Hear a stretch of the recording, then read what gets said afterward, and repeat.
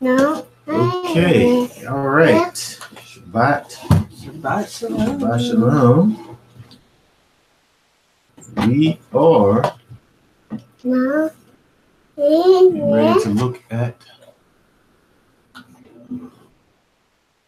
the Torah portion this week. Looking at this week the greater part of Leviticus chapter 25, but not all of it. Leviticus chapter 25, 1 through 38. We'll look at. I also want to look at Ezekiel 34. We also want to look at John chapter 10. So we'll look at some things within chapter 25 of Leviticus, but then I want to jump forward and look at Ezekiel 34 and John chapter 10 and talk a little bit about how they relate to each other and to the new covenant. Okay, so we will look at chapter 25 of Leviticus. Yeah.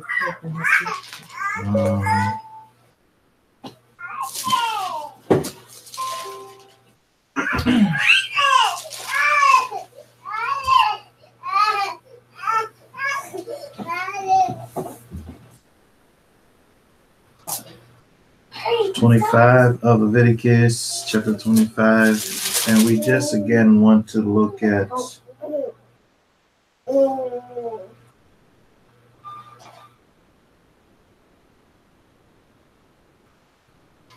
the first 38 verses. Actually,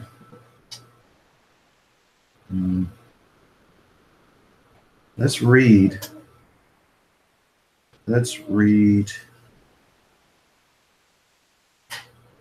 down through 22. Read down through verse 22, Nathan. Okay.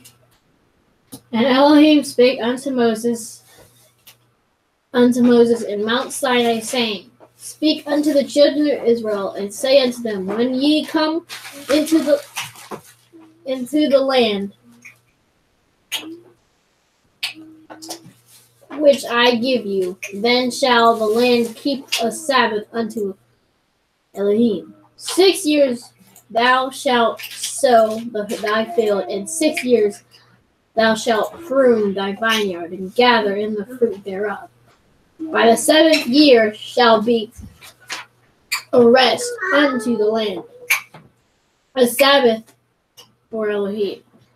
Thou shalt neither sow thy field nor prune thy vineyard. Goeth of its own accord of thy harvest.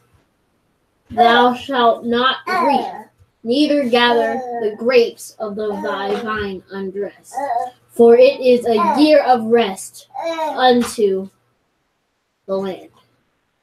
And the Sabbath of the land shall be meat for you, for thee, and for thy servant, and for thy maid, and for thy hired servant, and for the stranger that sojourneth with thee, and for thy cattle, and for the beasts that are in the land, shall all increase thereof be meat. And thou shalt number 7 Sabbaths unto thee, 7 times 7 years, and the space of the 7 Sabbaths of years shall be unto the 49 years. Then thou shalt cause the trumpet of the Jubilee to sound on the 10th day of the 7th month. And the day of atonement shall ye make the trumpet sound throughout all your land. And ye shall hallow the 50th year, and proclaim liberty throughout all the land unto all the inhabitants thereof. It shall be a jubilee unto you, and ye shall return every man unto his possession, and ye shall return every man unto his family. A jubilee shall that 50th year be unto you. Ye shall not sow, neither reap that which groweth of itself in it, nor gather the grapes in it of thy vine undressed. For it is the jubilee, it shall be holy unto you. Ye shall eat the increase thereof out the field. In the year of this jubilee ye shall return every man unto his possession. And if thou sell aught unto thy neighbor, or buyest aught of thy neighbor's hand, ye shall not oppress one another. According to the number of years after the jubilee that thou shalt buy of thy neighbor, and according unto the number of thy years of their fruits, he shall sell unto thee. According to the multitude of years thou shalt increase the price thereof, and according to the fewness of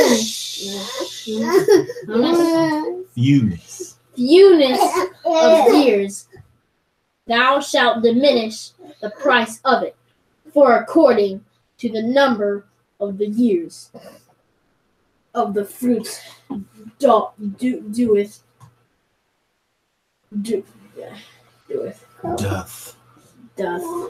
didn't say does he sell unto. Does he sell unto thee? Ye shall not therefore oppress one another, but thou shalt fear thy Elohim, for I am Yahweh your Elohim. Wherefore ye shall do my statutes and keep my judgments and do them, and ye shall dwell in the land in safety.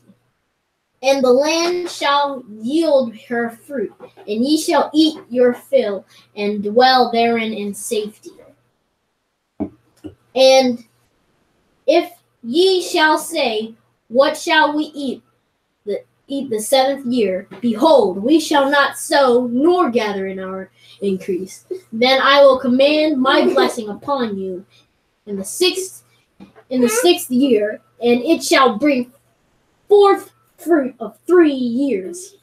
And ye shall sow the 8th year, and eat yet of old fruit until the 9th year, until her fruits come in. Ye shall eat of the old store. Okay. Very good. So we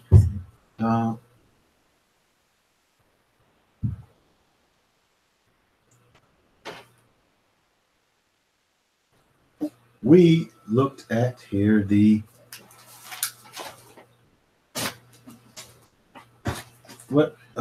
first of all, I talked about the Sabbath rest for the land. Mm-hmm. Actually, when we look in the scriptures and we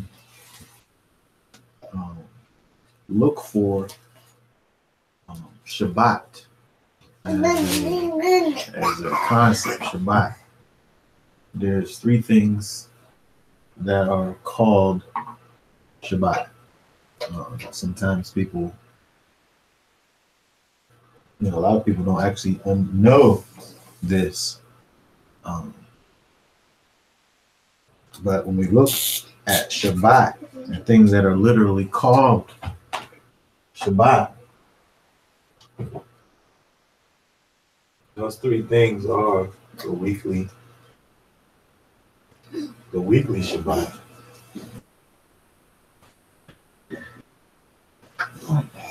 the Day of Atonement,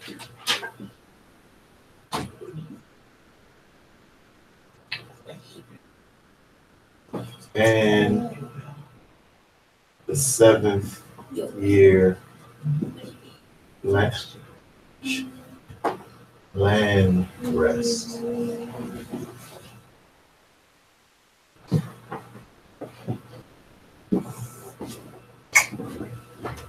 Three things in the scriptures that are literally called Shabbat. Sometimes it may seem like it's in the English, it talks about the holy days, and they use the word Sabbath.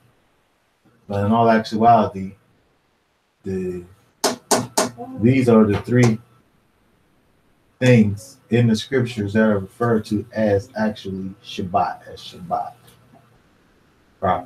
The seventh day of the week. Yom Kippur, Day of Atonement, and the seventh year land rest that we looked at here in terms of when Israel was to go into the land. 6 years they did all of their sowing and their reaping, sowing the field 6 years. Verse 3. 6 years you shall prune your vineyard and gather in its crops. But during the seventh year, the land shall have a Sabbath rest. That probably says Shabbat, Shabbaton. A Sabbath rest. Unto Yahweh. You shall not sow your field nor prune your vineyard.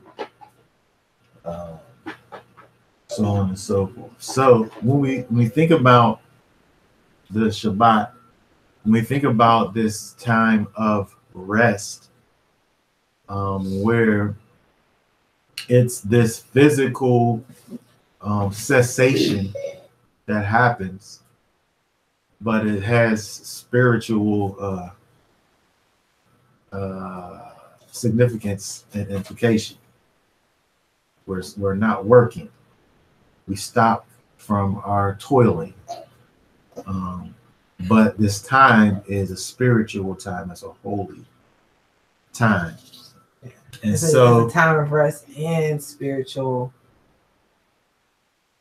provision. It's because, isn't it because of your spiritual provision?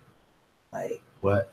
Like you don't just rest and sit down and lay on the couch all day. No, just as it says here, it is a Sabbath to Yahweh.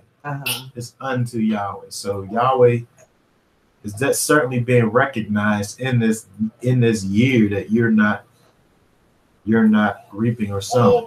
You're not messing with the fields. It's not even as if the fields grow of their own and then you taking from the fields. You eat from what you already harvested from the 6th year. 7th year just grows up and just goes back down. You know, it just I said go back down like it gets back in. But it fertilizes the soil, right, for the next year. Yeah, so I was looking at something I don't know the validity of this, but the one commentator was bringing forward the idea that in a time where there wasn't crop rotation and use of manure wasn't something that was necessarily done all those years ago. I don't know this for a fact, but this is just what I was looking at. So in this method here of just letting the things grow and just leaving them to rest, it does act as kind of a replenishing of the nutrients, into the earth. It's kind of acts as a fertilization kind of a thing in a time where supposedly the idea of manuring and crop rotation wasn't a prevalent practice. And again, not to say that now we know about these things, that this now becomes irrelevant.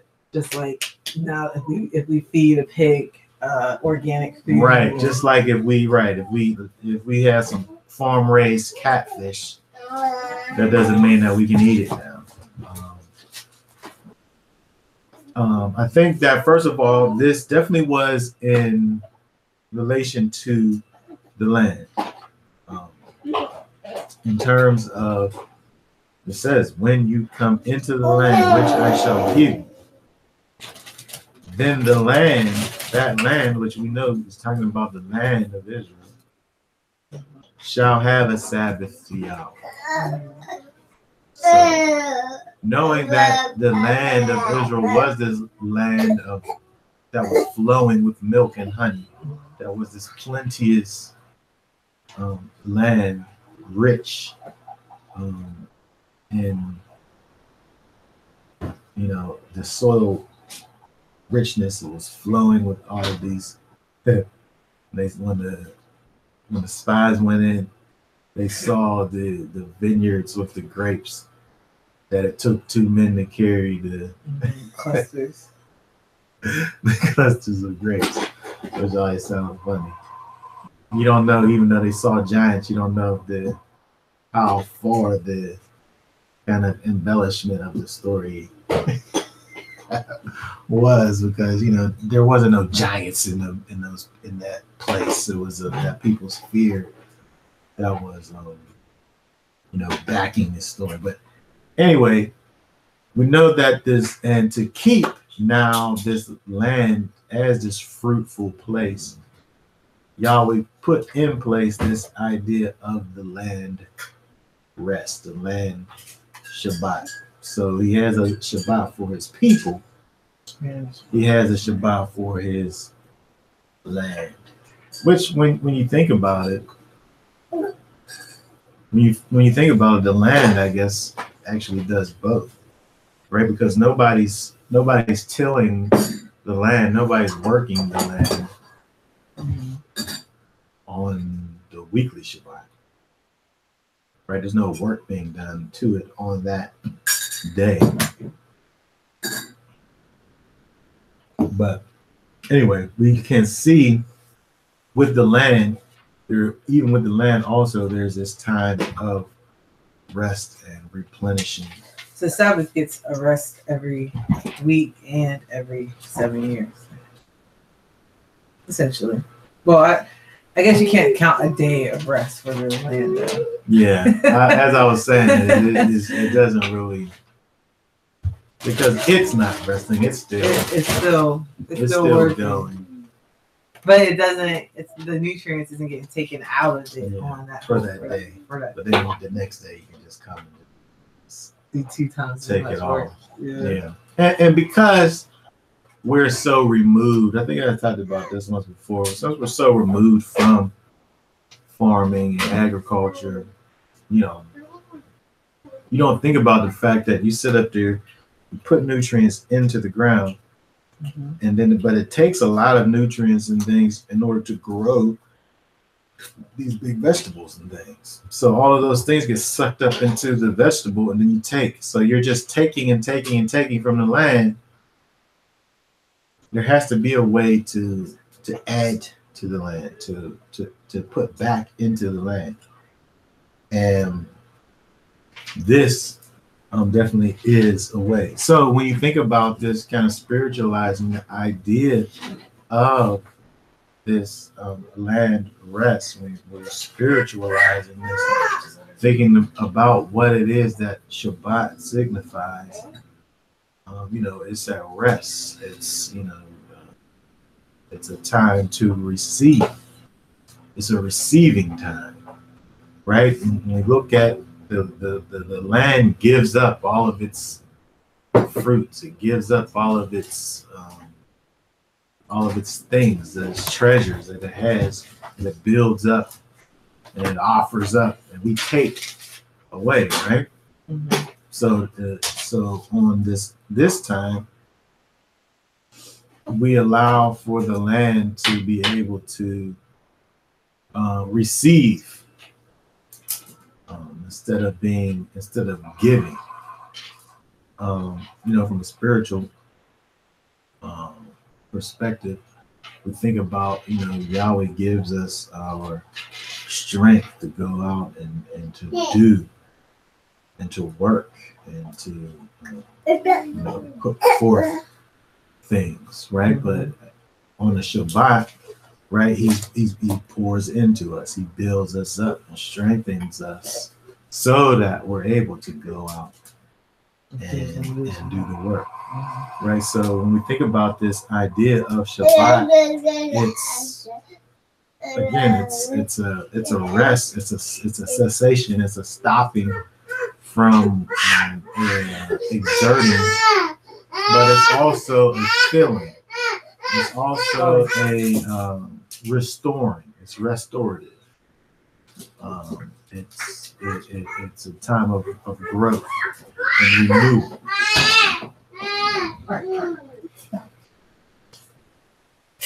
Okay, so we have this this rest of years, 1 through 7.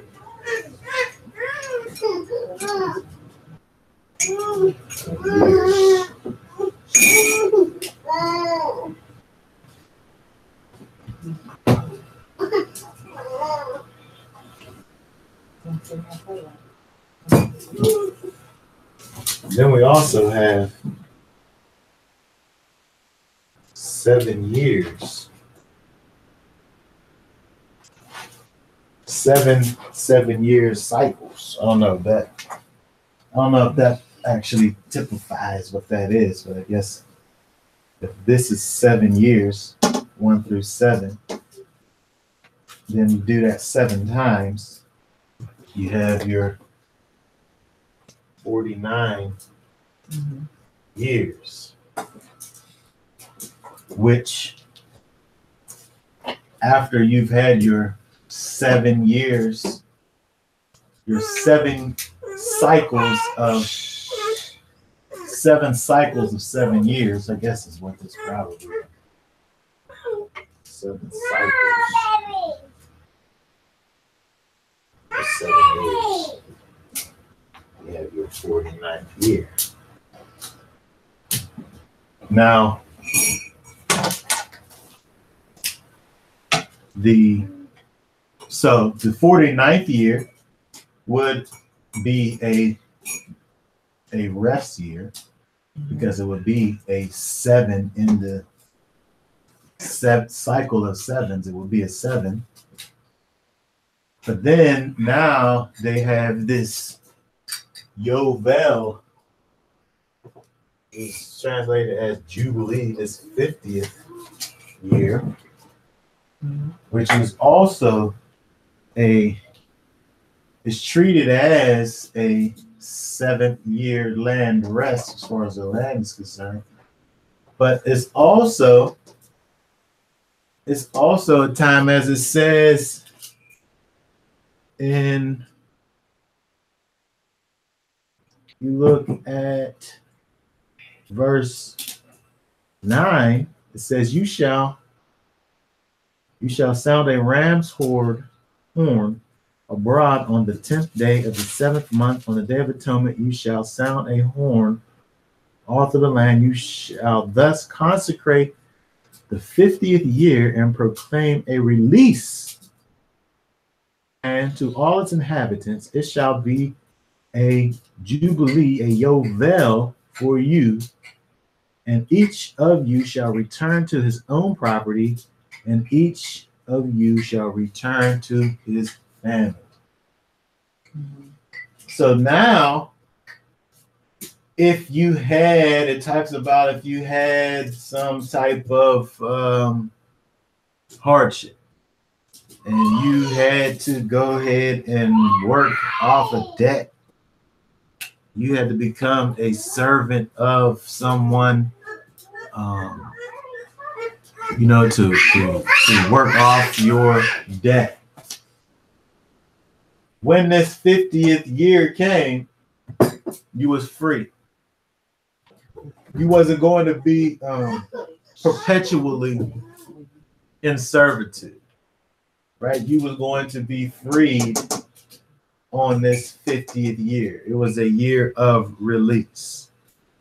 If you was someone who was, again, you had this kind of, if you had some debt, that debt was cleared in this 50th year, this year of Yovel, this year of release.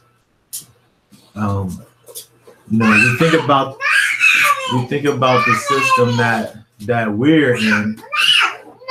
This system that we're sitting is set up to forever be in debt, to forever be bound up in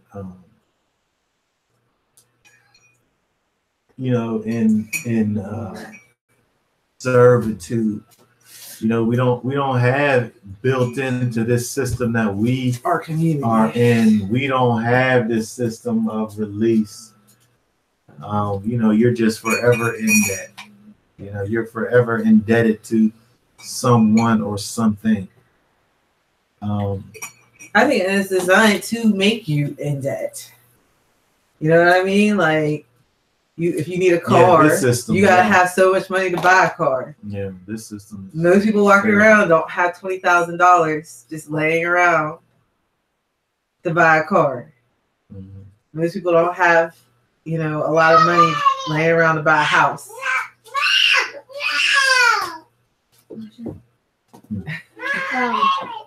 My thing says that Jubilee has the way it's spelled on here is only one R. And this is just kind of the Englishized way. It's actually Yovel. It's a Yod, a Vav, a Bait, and a Lamed. And also, this is just the English. It's not really. So the blast of the horn, the long blast of the horn, right, is a Yovel because it means to flow, to release. You're releasing that air in that horn, right? And also, it's saying that the Hebrew name is Teruah. Well, Teruah means blast. The trumpet. But Yovel also kind of means blast of the horn. So some of those little different sounds with the horn. Yeah. Right? So one of them is this. Okay? Because of the thing that it's doing, it's flowing. It's causing to flow. It's just that long, that blast, right? So we think about what the Yovel is in terms of the society where we had like if we lived in a community where we had crops and animals and stuff, and then there was some guy who needed work. He didn't have a place to stay. We say, well, come on, we'll let you can stay here, you can be a worker, and you can work for me. Right? And so Or maybe he I let him borrow something, and he broke it, but he didn't have enough to give me back my 20%. Right, so I would set up something with him to be able to go ahead and let him work that debt off. Yeah, I remember. But inside of these times, right, are releasing times. Right, inside of these times are releasing times where you have this time of release on, that corresponds with these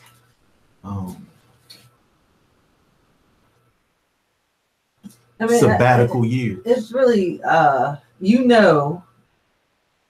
you'll probably, I guess, have one of these in your life a year.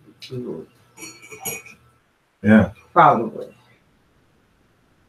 So you get one time of just a clean slate. Yeah, just a clean slate. We don't have nothing like that in our society. It's just set up. It's just set up for the rich people just to stay like that, and for the poor people just to stay where they are. It's this class system is set up to benefit only one part. Where when we look in Yahweh's system, the system that he set up for Israel, it wasn't like that. He cared for those that wasn't able to care for themselves. It's set up for them to be able to provide it, to be provided for.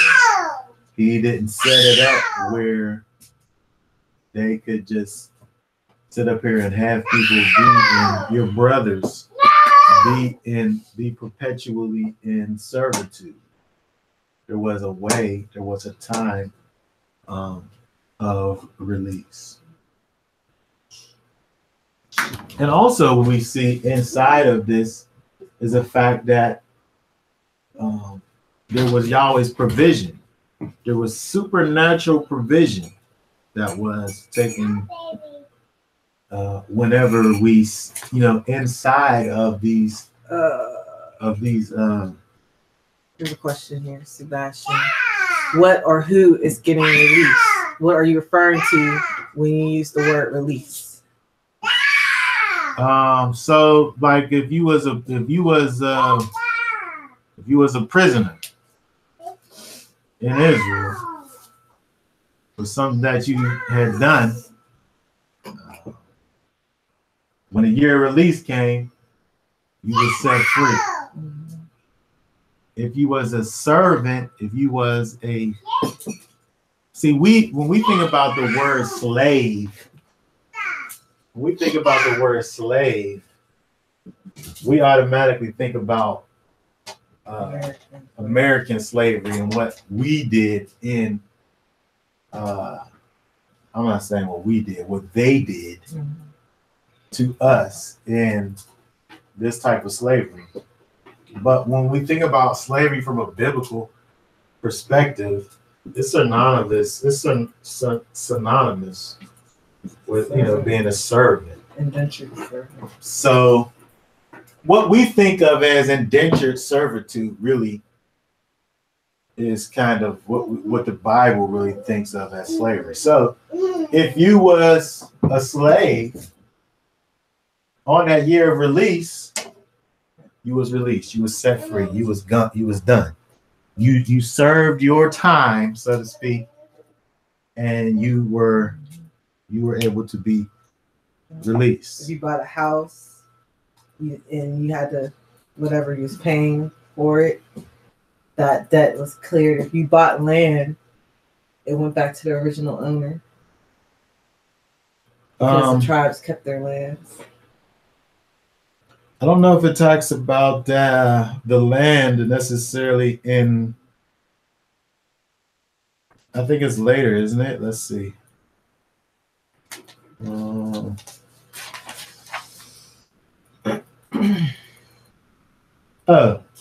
Verse 23 says, "The land, moreover, shall not be sold permanently, for the land is mine. For you are but aliens and sojourners with me. Thus, For every piece of your property, you are to provide for the redemption of the land. If a fellow countryman of yours becomes so poor, he has to sell part of his property. Then his nearest kinsman is to come and buy back what his relative has sold. So, out of desperation, I put my house up for what they call that? You can't pay your stuff, so you get like you can't pay your house, so you end up having to foreclose your house and sell it. But in this system, it's gone forever. You never get it back. You never get it back. You're done with it. But in that system, because you were down on your luck, you needed to make a move, but you didn't have no moves to make.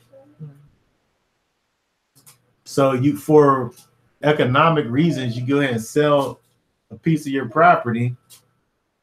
Now at this year of release, you're able to get that back. So when we think about the spiritual implications that we see inside of this whole idea of release, this time of Yovel, and also its connection with the Day of Atonement, where when we think about that time when Yeshua will return, we think about that time when atonement is to be made for all of the sins. We think about that time when we're able to wholly and completely return back to our right relationship and our right place, back to the land, back to our Father, back to Elohim. All of those things we can see pictured with this Yovel, with this time of return, this time of being released from all the things that bind us.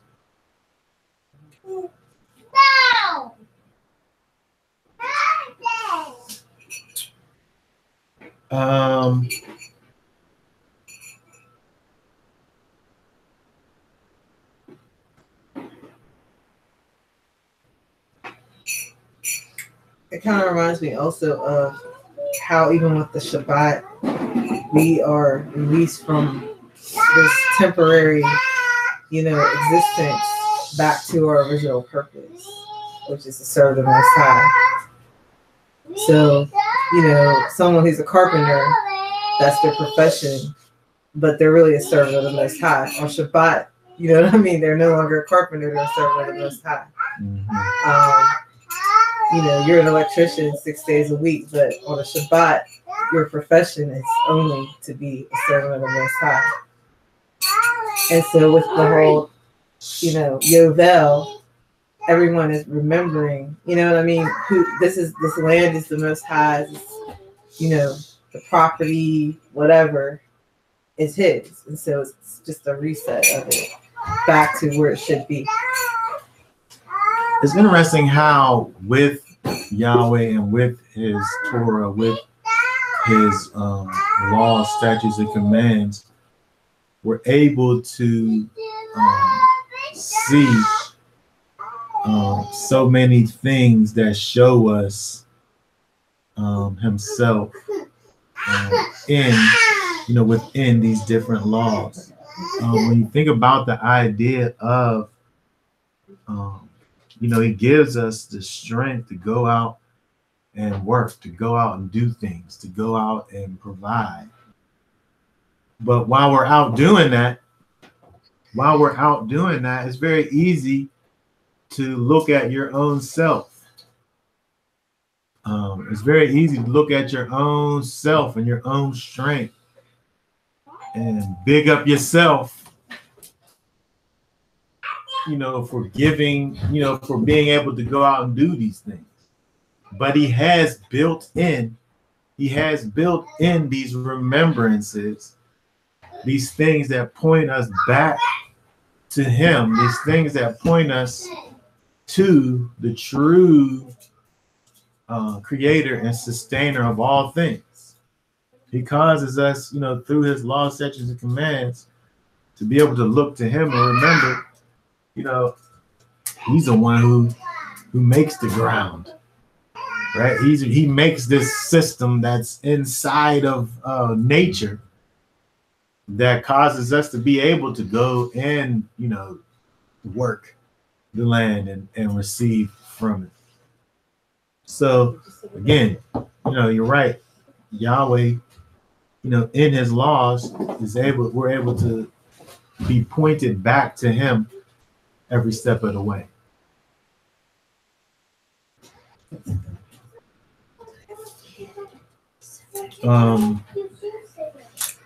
Okay. I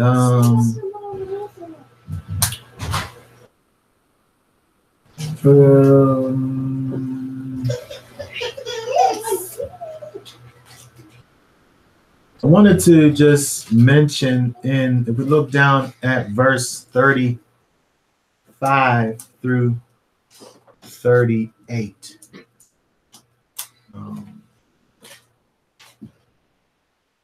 Verse 35 through 38. We just read 25. 35. I mean, Leviticus 20. Yeah.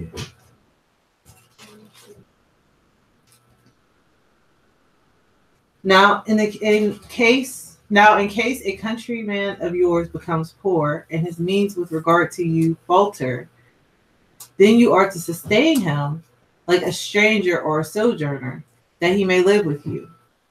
Do not take usurious interest from him, but revere your Elohim, that your countryman may live with you.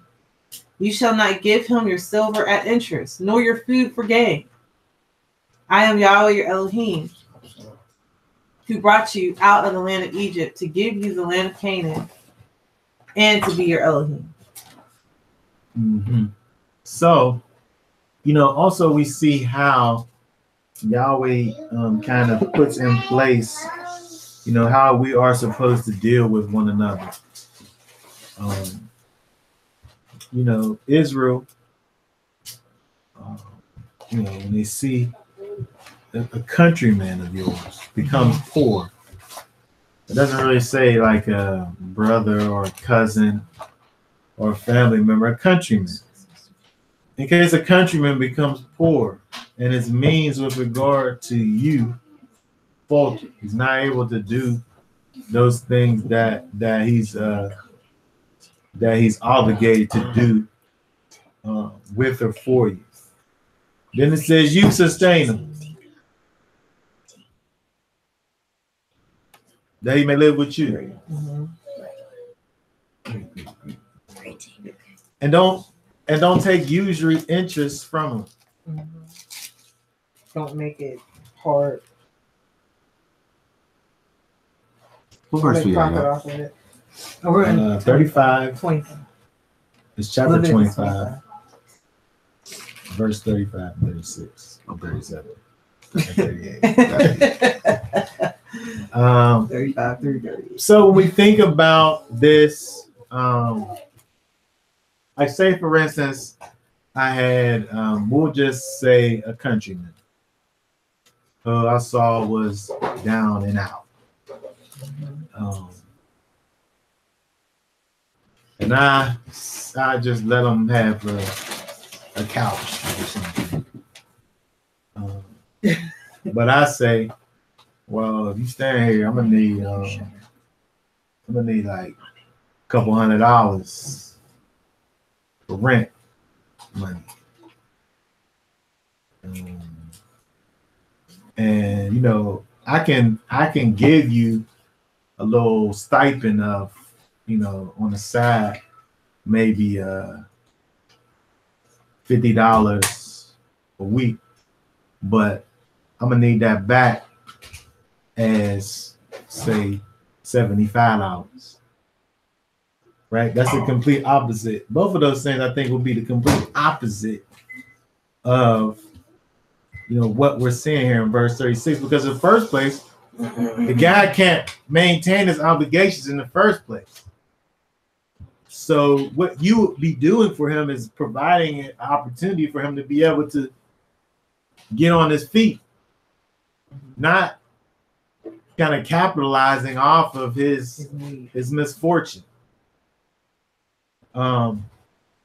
Which again, that's the word. The countryman. Oh, is it?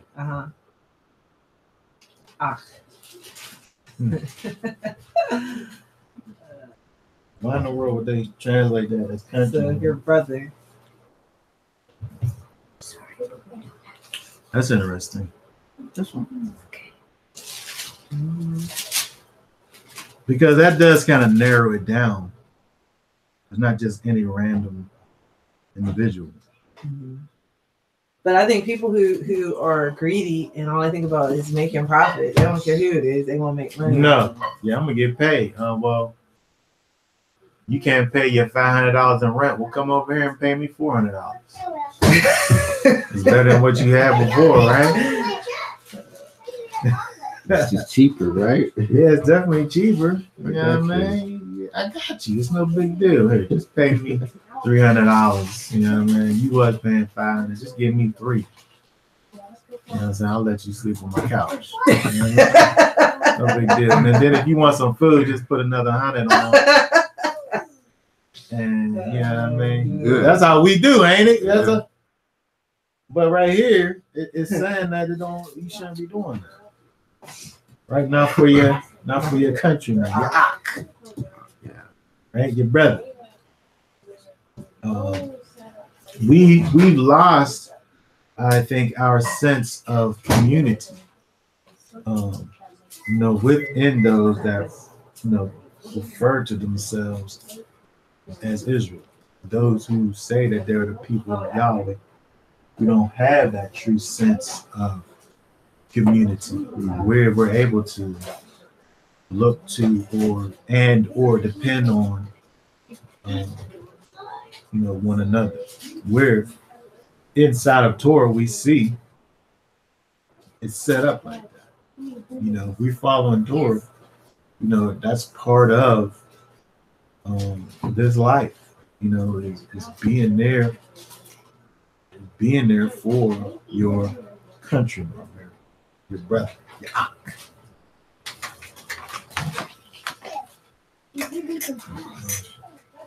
So these are the things we want to be able to get back to. It is community and being able to have that safety net. Right, there's so many people in this world and society do have, right? But a certain section of the society, people that look like you and I are, we don't have that.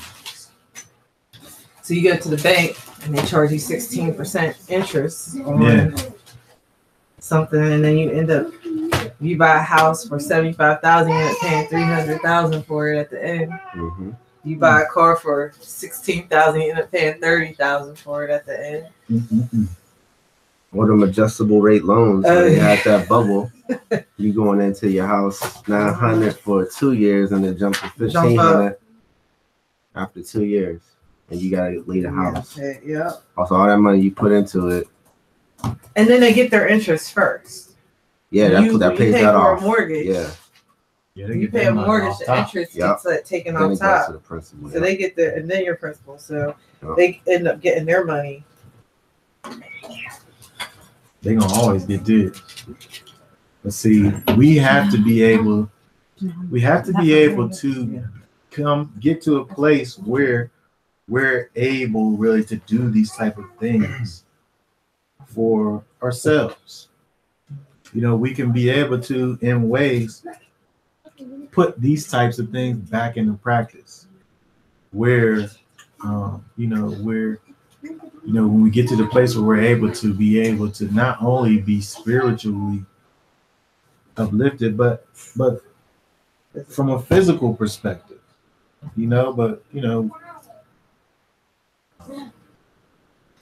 it's definitely something that's doable. It's definitely something that's attainable. But we just have to be able to have the proper to get out of this kind of the system that's been embedded into our minds and move back to Torah. Move back to the Torah. And we see that Torah is not about oppression. Like we're in this system that's all about oppression. It's all about those that are on top keeping their foot on the neck of those that are down on the bottom. As to where this don't look nothing like that. You know, those at the top are always able to reach back and help those that are at the bottom. And remember John said the last time he was here, he said the trickle down effect. Right, that's a Torah concept. Mm-hmm. No man left behind. No man left behind. They say these words, but them things will never work out. Right, exactly.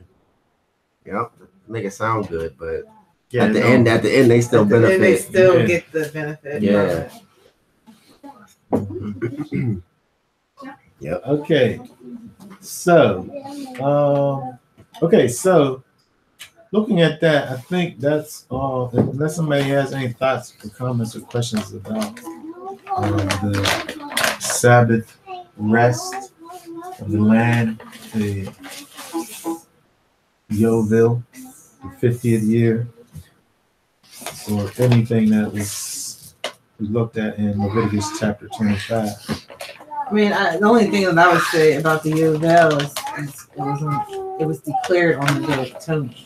Yeah.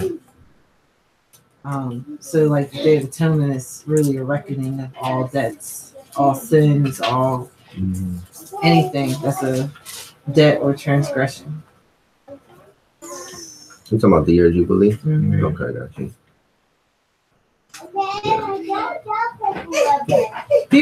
I think people can understand the year of Jubilee because I was talking to someone at the library and I was like, I wonder if there's any year of release or Yovel at the library. People who have debts want to be released from their debt. So it's something that they could just understand. The library don't have that. They used to have it back in the day. I remember looking up online where somebody had this library book from like so many years long ago. Yeah. Yeah, I can tell you right now, my sister has it on her credit report. Library debt? Library debt. Oh man. Well, see, I only have $6 in debt, but I don't want to pay it. Because hers is like over $100, so maybe that's why they made it. But I mean, it's like cents a day or something. It's a bunch. It's like a quarter a day. But it's really hard though. But people can understand if you say, "I'm gonna wipe out all your debt." Yeah, because people know about debt. Because people can understand that. Yeah. Some spiritual concepts people can't get because it's like too spiritual. Yeah. But I think the year of Jubilee, the year of release, is something that everybody can actually get.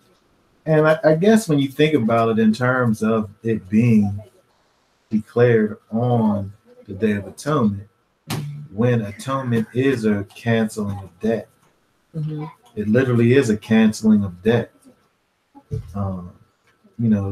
You have a debt, a sin debt that's owed to the Father. He owes you his wrath. And unless that debt is paid, he's gonna give it to you. Rightly and exactly. But because of what Yeshua has done for us, he is our atonement, he is our covering, he provides us with that cancellation of debt. The Most High is, he has when we think about the cancellation of debt, it's an appeasement of wrath. It's a satisfying of the appetite. Yahweh, because of sin, is ready to serve you up, with his wrath. But because of Yeshua being that atoning sacrifice, that appetite is appeased, that his wrath is placated. And so when we think about atonement, we can think about this Yovel, this 50th year, this year of release, where it didn't matter what your debt was, that thing is erased at that time. You have that probably a once in a lifetime time where you was going to be able to just be free and clear of all the things that bind you.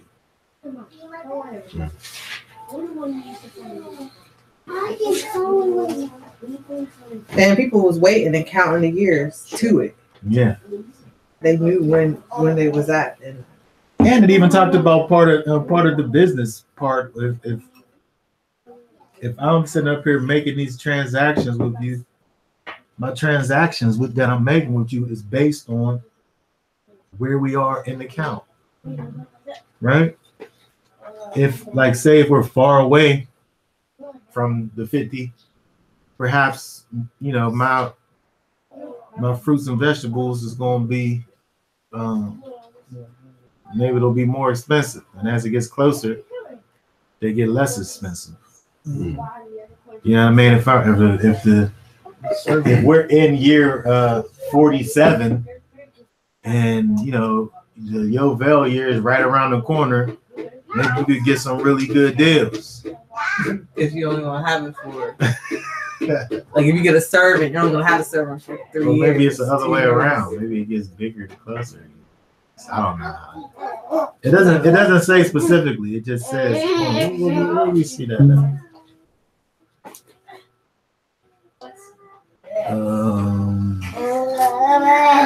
Verse 15, corresponding verse 14. If you make a sale, moreover, to your friend or buy from your friend's hand, you shall not wrong one another. Corresponding to the number of years after the Jubilee, you shall buy from your friend. He is to sell to you according to the number of years of crops. In proportion to the extent of the years, you shall increase his price, and in proportion to the fewness of the years, you shall diminish his price. For it is a number of crops is selling to you. So the economy of Israel was kind of based around this 50-year thing. And depending on how far or close you was to it, was depending on what you might pay for this or that.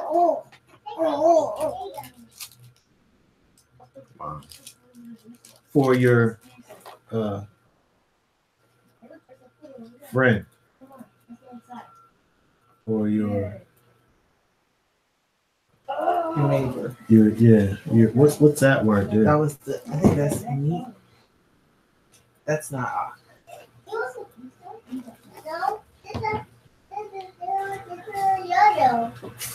a meat,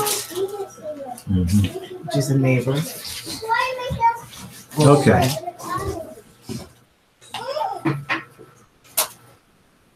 All right, let's switch gears and look over at Ezekiel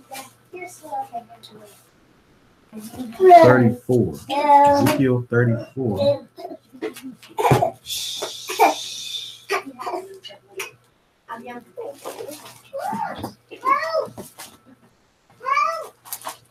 Isaiah, Jeremiah. Yes. Ezekiel 34.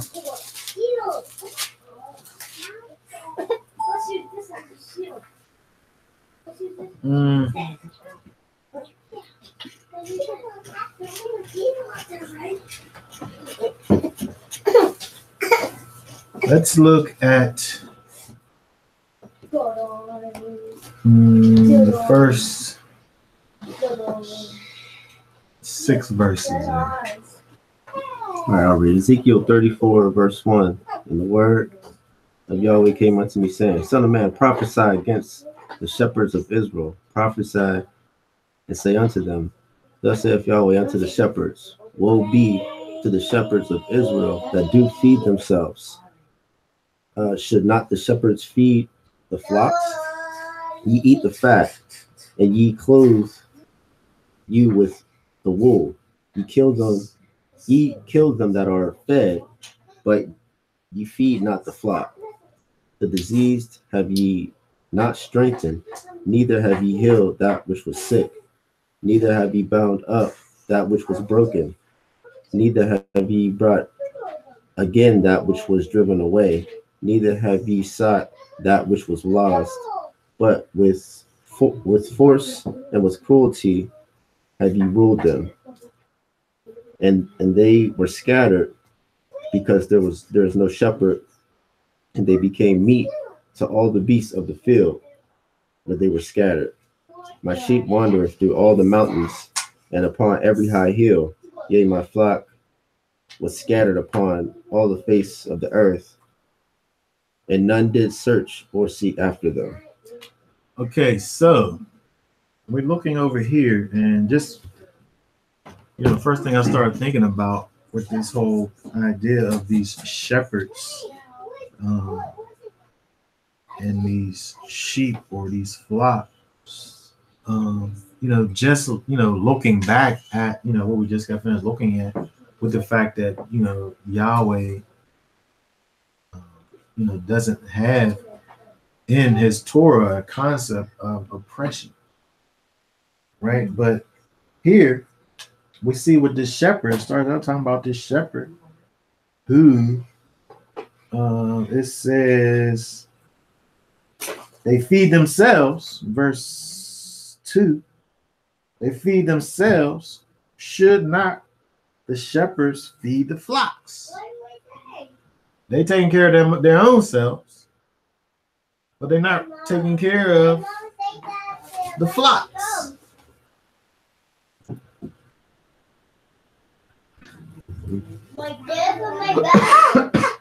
So when you see these people who carry Bibles and they say that they're followers of the Son of Elohim, and these people got jets and mansions and jets, like private, plural, airports. Yeah. You know what I mean? Houses and mansions. Yeah, and the people that's coming to be fed by those people is barely making it. You sell tickets to come see to help fund the rest of your stuff. That's not from the Bible. Yeah, because they fall into like a certain tax bracket too, because they're whatever, so they don't have to. Yeah, if you got churches, you if you call yourself a church, you can't. You don't got to be investigated about all your millions and all. It's a huge loophole. That's another layer. Too. That's crazy. But it's against the Bible. I was actually seeing that within like the black churches.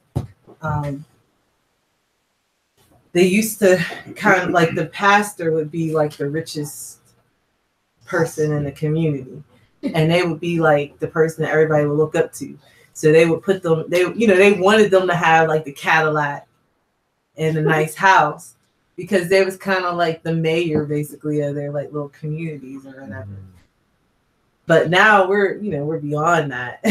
So you look at it and it's like, okay, that's not funny. Like, you know what I mean? Like, it's not fun that most of the people in your congregation can't even eat, and you trying to get more money so you could buy a yacht or something, or go on the next vacation somewhere. Like, you know what I mean? Yeah. But back in the day, early 1900s, they wanted their pastor or whatever to have abundance of to see, because he was kind of like the face of their Yeah. community, Right. you know. You can see that like with the Martin Luther Kings and stuff like that, the ministers that came into the civil rights movement and stuff like that. Yeah. Mm-hmm. But Yeshua is not like that. No. He was the That's not opposite. what- He was like regular men. They couldn't even tell who he was. I mean, he was just a regular old guy. He was Yeah, actually getting the corners of the field, eating a cord off the corners of the field. He didn't even have. So when you're looking at this from like a physical perspective, you shouldn't. It don't make sense to be able to look at those who are the shepherds of Yahweh's sheep, Yahweh's flocks, and for them from a physical perspective to be eating, and the sheep are not being fed. But then you also think about from a spiritual perspective, right? Because when you look at verse, you look at 3 and 4, it's kind of all encompassing. You eat the fat and you clothe you with the wool. You kill them that are fed, but you feed not the flock. Oh, verse 4. The diseased have you not strengthened, neither have you healed that which was sick, neither have you bound up which was broken, neither have you brought again that which was driven away, neither have you sought that which was lost, but with force and cruelty you ruled them. So it's dealing with these physical and kind of spiritual aspects is where the shepherd is benefiting, but he's not passing along the benefit. So when we think about the fact that you have these people who, moving beyond the physicalness, because it's just so obviously blatantly out of order, but just from a knowledge perspective, where you have these things, the people that go to the little seminaries and they learn, all of these biblical things. But when it comes down to the teachings that they give to the people, they're not giving them the realness. They're not giving the people the realness. They keeping them in this place where they're just like these little birds that got to sit up there and just, with their mouths open. Yeah. And then the bird just give them, the mama bird, the shepherd just give them the little crumbs, the little nuggets, the little nothing. You know what I mean? Where it's not like when you think about mainstream Christianity, it's not. It doesn't prepare the individual to know anything. It doesn't fulfill the thing that Yeshua said that he wanted for his disciples to go out and do. He wanted for his disciples to go out and make disciples, to make learners. These people go up there and then they hear the pastor's his sermon that's basically probably talking about a word in a verse, and it's it's more emotional than anything. And it's like, what's the name? What's the guy from Texas? Joel Osteen he's an excellent motivational speaker. Excellent. You guaranteed to come out of there feeling good about yourself at the end of the day. Yeah. But he's not really giving the people what they need. That unadulterated word. right? And at the end of the day, if they're not giving them that true gospel, that have that true understanding of what the new covenant really is, the fact that, you know, Yeshua literally is putting his spirit on the inside of you to cause you to walk in his ways, to actually walk in his ways. You know, they just giving you just fluff, basically. Mm-hmm. So when we look at this here prophecy dealing with this shepherd who's not dealing with the flock properly, he's not feeding. They got diseases, but he's not strengthening them. They got sicknesses, but he's not healing them. They got things that's binding them up, but he ain't dealing with that at all.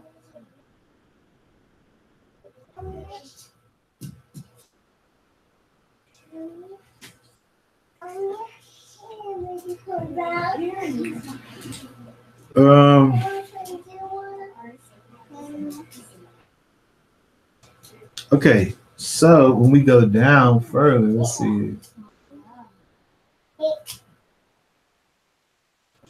Verse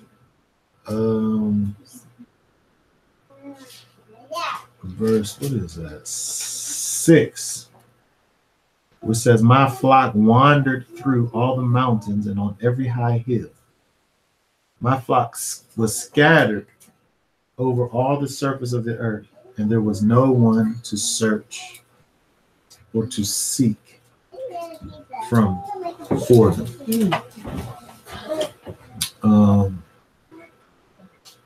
When we look at those words there, search is darash, which when we think about midrash, it comes from this word here, darash.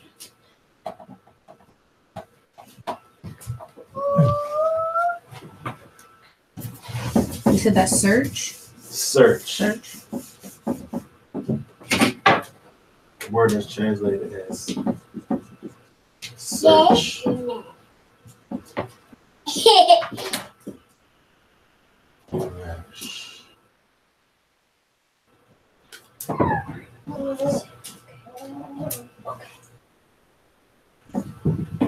Darash, which means, the word darash means to shred,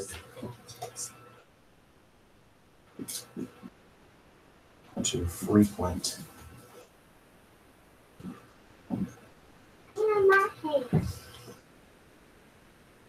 to follow,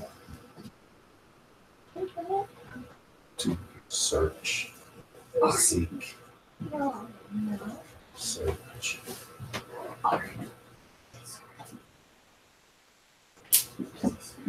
Inquire.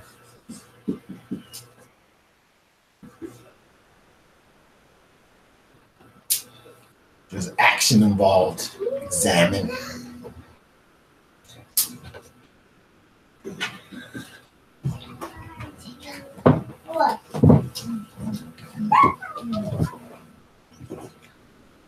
So the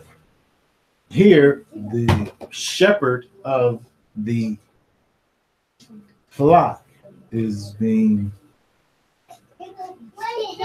corrected because of the thing that he's not doing, right? The thing that he's not doing is dealing with the flock that was scattered all over the face of the earth. It sounds exactly like what we see with Israel across the face of the earth. Yahweh's people, Yahweh's flock. And there was no one to search, no one to inquire or diligently inquire or ask or seek for them. Search. to put the time in to find those that were lost. As if it should have been as if it was, the duty of these shepherds that are being woed upon or chastised here, who were only dealing with feeding themselves and not dealing with Yahweh's flock, Yahweh's people, those that are scattered. It also says there to search or seek, which is another word which means to ask or beg or desire, beseech, make inquisition, procure, or require seek. Basically, two words that have similar meanings, but just give you different aspects. So, in terms of those people supposed to be doing the work of Yahweh, right? There should be searching involved. There should be seeking involved. There should be feeding involved. Not sitting around just getting fat, feeding yourself, right?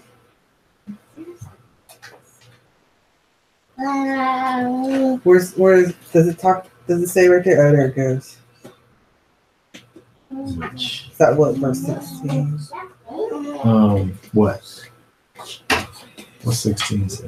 That is strong, I will destroy. I didn't read 16 yet. I will feed them with judgment. You didn't get to that one yet? No, I was looking at 6. Oh, verse 6. So we look at 7. It says, therefore, you shepherds, hear the word of Yahweh. As I live, declares Adonai Yahweh, surely because my flock has become a prey, my flock has even become food for all the beasts of the field, for lack of a shepherd. And my shepherd did not search for my flock, but rather the shepherds fed themselves and did not feed my flock. When you think about the state of the people, the state of Yahweh's people, the state of Israel, it's just like this flock here that is being described here in the book of Ezekiel,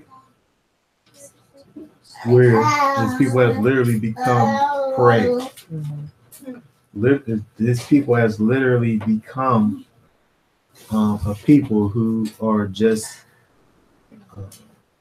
eaten by the beasts of the field, destroyed with no one to search and seek them out and actually feed them and strengthen them and cause them to be able to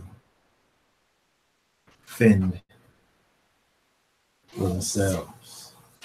We have these generations of people who, have been receiving these words and these teachings for generations of time, and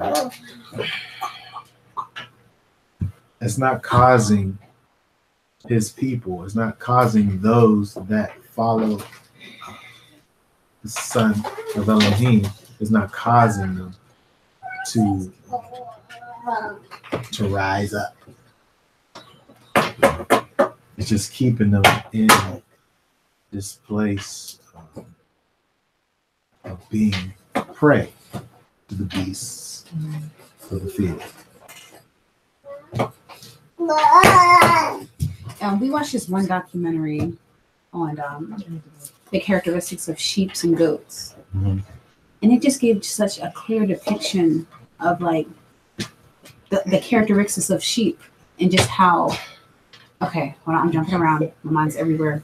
First and foremost, learning the Hebrew language is just such a practical thing, right? And then learning about the Bible, how it's just things that you observe in your life is how the scriptures are really laid out, you know? We were talking about it a few weeks ago about gardening. We were talking about if we were farmers, maybe we will understand certain things of it a little bit better because, you know, that thing. So either way, going back to the documentary, they went into like the characteristics of sheep. And like just what you're describing right now just gives such a like picture as to what the connection and a relationship between a shepherd and sheep, how important those two things are. And if the sheep are astray, how much danger that sheep is really in. Because they don't have any protection. They have no protection. And just like, even into the documentary, they had different people calling to a certain group of sheep, and they did not acknowledge that. And they were doing the same exact thing that the shepherd was doing, but once that shepherd's voice came, they all looked, they all came and gathered. It's just such the imagery of just everything that you're saying right now is just connecting everything. It's just so deep. It's very impactful that we have to be together and to know who the shepherds, hear our shepherd's voice, and adhere to it and turn and listen and be like, it's time to go, and to be astray and to not even be sought after, or to be like, it's just really interesting. Because if you're astray, then if you're a sheep and you're astray, then you're really lost. You're really lost. I mean, you don't have anybody, and you're just gonna be that way. You're just gonna be that way. Subjected to anything because nobody really didn't even ever teach you how to take care of yourself. It's just but you needed somebody to show you how to take care of yourself. But since you never did, you can't do it. So, you know, we look around and we see our people walking around and, you know, getting into all of these different kinds of things. Yeah. You know, they're not going just all of a sudden just like that, just snap out of it. Right. Because it wasn't set up like that. It wasn't designed to bring them. No. It was just designed to bring them perpetual slaves, perpetual. Well, this current system that we're in, yes, but what I'm saying is that the teachers amongst Israel. Right. There has to be teachers amongst Israel that's out and actually feeding the sheep. Because they definitely gonna find some shepherds, the sheep will. But they're gonna be these ones that's really just feeding themselves. Right? It's not gonna be the ones that's actually feeding the sheep. Because when you look at when we think about what Israel is, right? It's not about this oppressive kind of a thing. So I can be oppressive not only with economically, but I can be spiritually also oppressive. This is where I'm just going to keep you at a place. I'm only going to show you, I'm only going to give you the top levels. Right? I'm going to keep them bottom levels to myself. I'm not going to tell you all the secrets. I'm going to keep that to myself. Right. You know what I mean? But I'm just going to give you you know, just whatever I feel like is, you know what I mean. But that's the same kind of a thing where that's oppressive. Where I'm purposely trying to keep you in a certain position, which, you know, if you do that, you know, that makes sure that you're always the shepherd. You're always going to be needed. Right. Right. Somebody always got to come back and get something from you, and you just want to sit up there and spoon feed and give them just what you want, just enough, right? Where, again, we look back to Yeshua. Yeshua's model was to have his disciples go out and make disciples, and perpetually, where you're just going to keep on growing, as where you're not going to always be a disciple. You're going to be a discipler. Right? What Yeshua set up was for people to go out and to cause people to actually learn, but not just learn, but be able to teach and to keep the cycle moving. But again, we're looking back here with these shepherds. They're getting fat. They're getting all the knowledge. They're getting all the goodness, and they're not giving it. They're not giving it to the sheep. They're not passing it down. Wow, that's like the opposite of the community that y'all are setting up. Right. So we can even just look back to what we were just looking at, and just thinking about, like, again, the system that we are in, where we have a certain group of people who got all the money, they got all the resources, they got all the stuff, and they're not passing that stuff around. They hoarding it, they keeping it to themselves. And you can go and see somebody's big old mansion down the street from the trailer. Yeah. You know what I mean? I can go 3 blocks and I could go from somebody's house that's sitting on bricks to go to somebody who they could take that whole person's house and put it inside of this other person's house that's right down the street. Mm-hmm.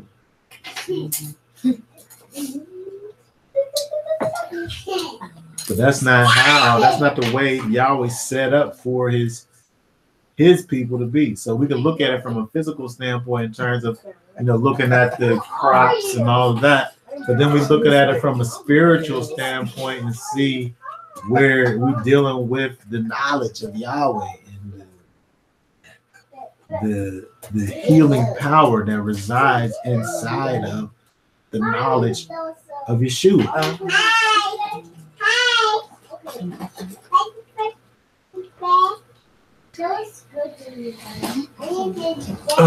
If we go down to verse 11, read 11 through 16. Got you. So thus saith Yahweh, behold, I, even I, will both search my sheep and seek them out, as a shepherd seeketh out his flock in the day that he is among his sheep that are scattered.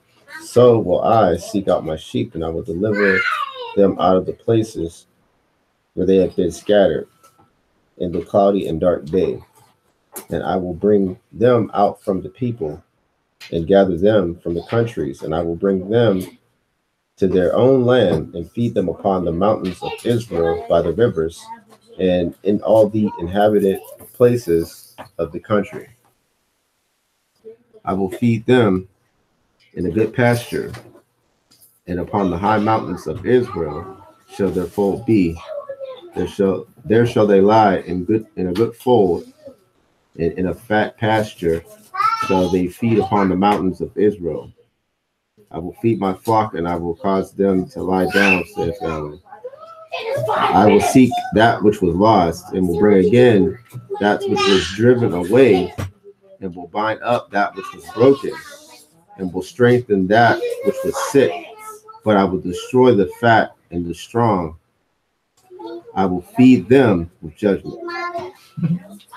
Okay, so we can look at these verses and we can see something that seems very similar.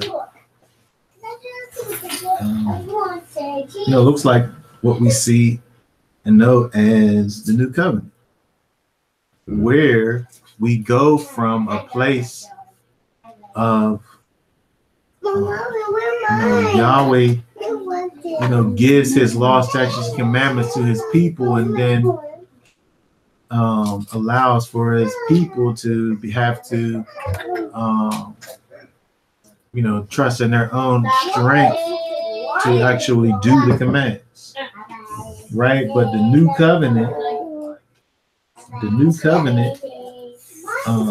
again, which is the Spirit of Yahweh in his people, where we see it says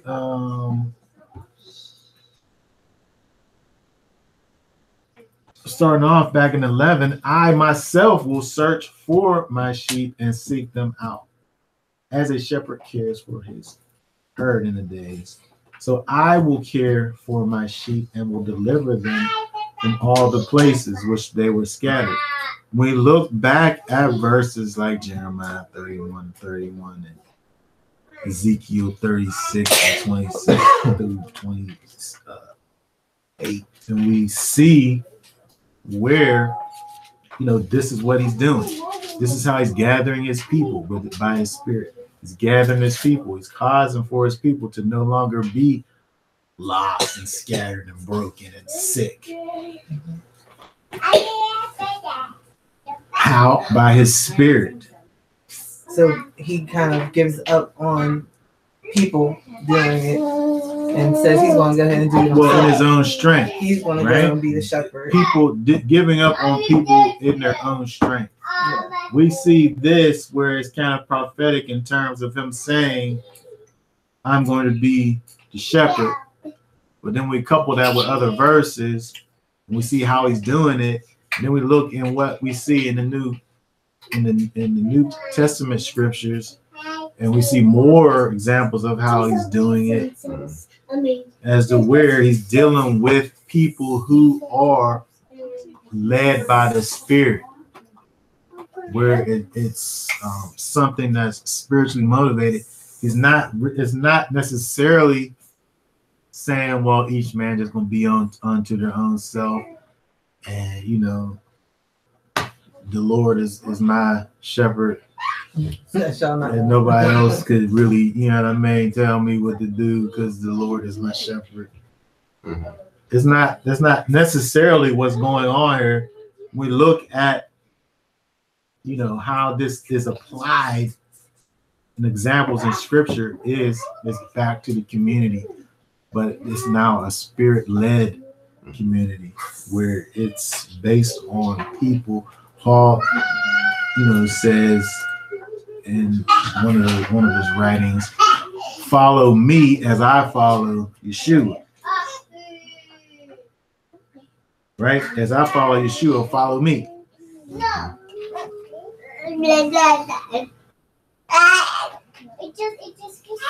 When we look at Isaiah 61 and 1 and 2. Isaiah 61, 1 and 2.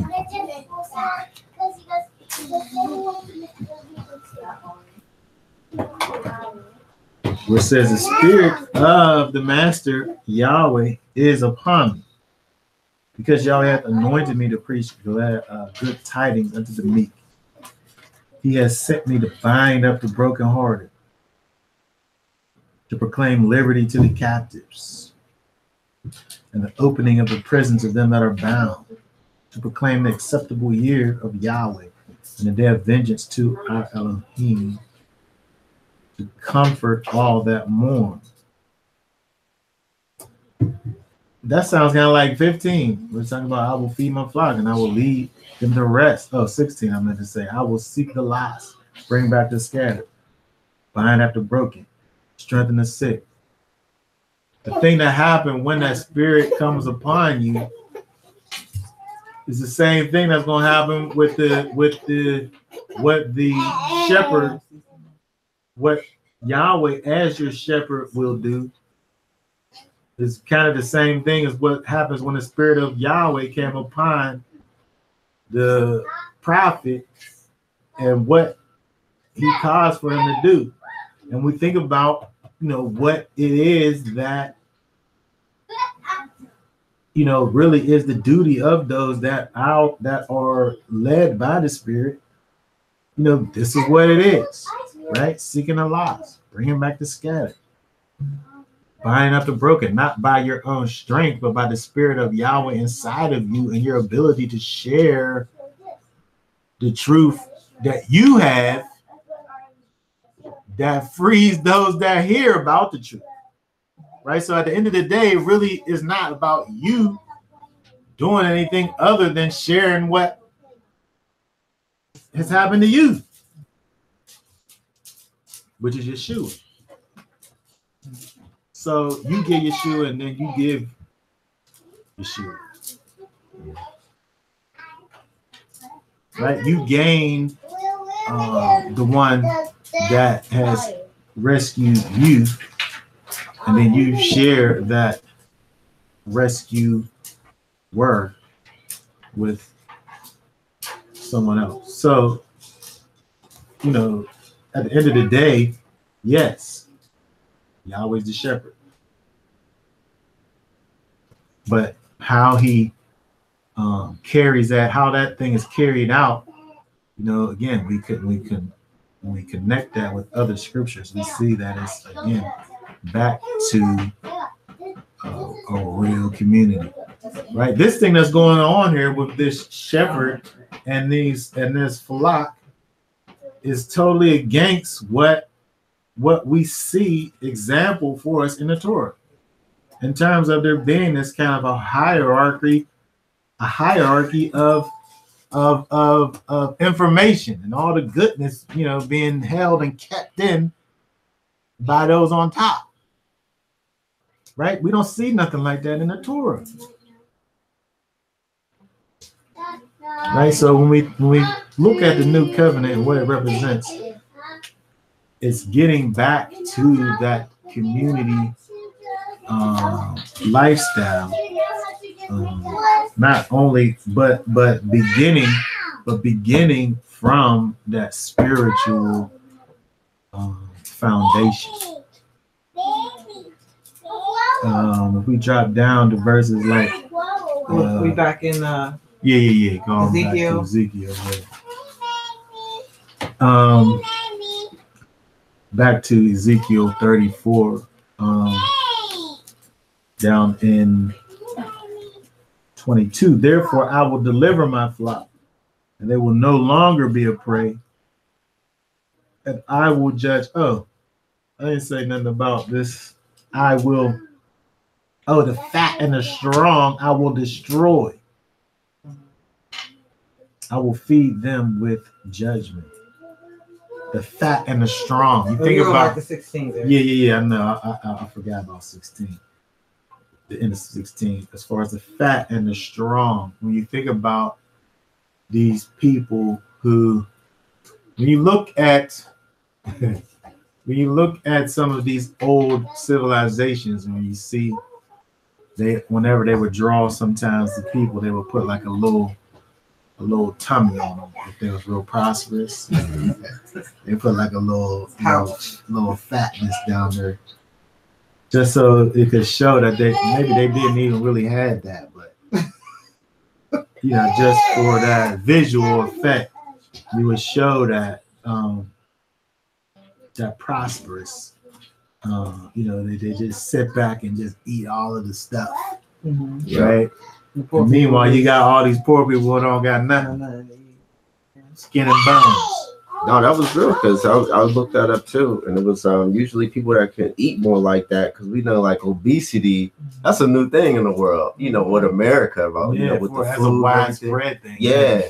The rest of the world is nowhere near here. You know, we know that it's messed up foods, even though most of the people are still poor. But in other societies, the people that was fat was people that could have the most food put on their table. You know, so that's real. I know. I was looking at Asian cultures and all that. You know, especially them sumo wrestlers, they was looked up to and all that. But their diets is out of control. They eat crazy and all that. Yeah, so.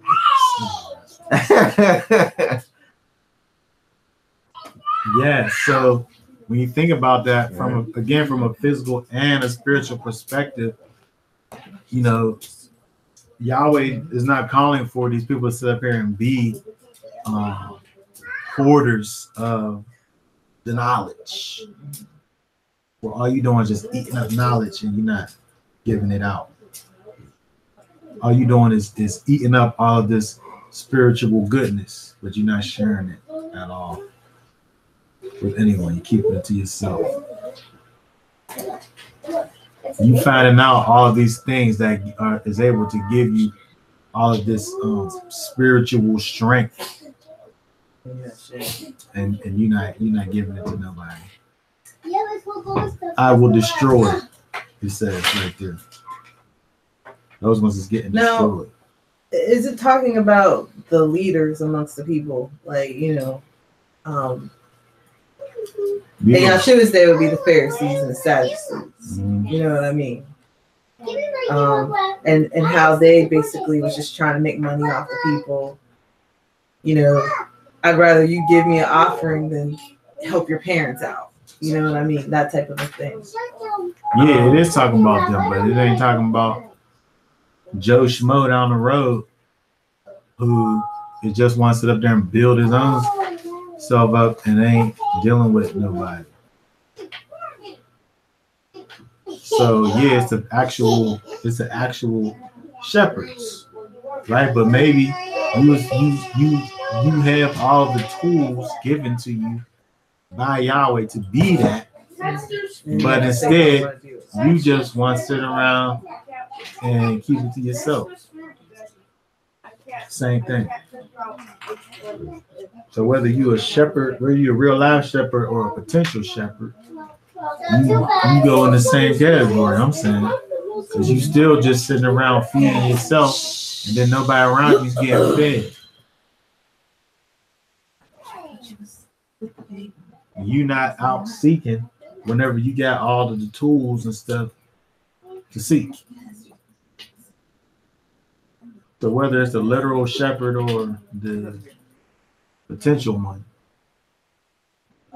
I think that they both go in the same category. Yeah, makes sense. All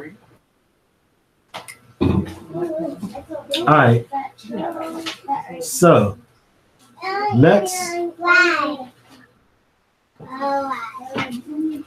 move over into.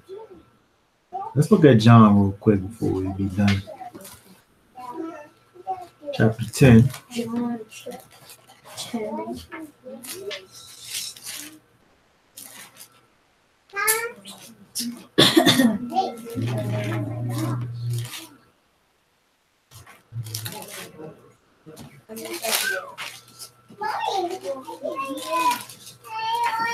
Let's go ahead and read John chapter 10. Hold on, is there, how many verses? Is that 33 verses? That's 42. Oh, we're just looking at 33. Okay. All right, John chapter 10, verse 1.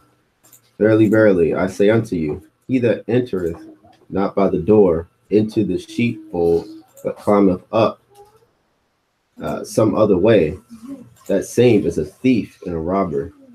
But he that entereth in by the door is the shepherd of the sheep. To him the porter openeth, and the sheep hear his voice, and he calleth his own sheep by name, and leadeth them out. And when he putteth forth his own sheep, he goeth before them, and the sheep follow him.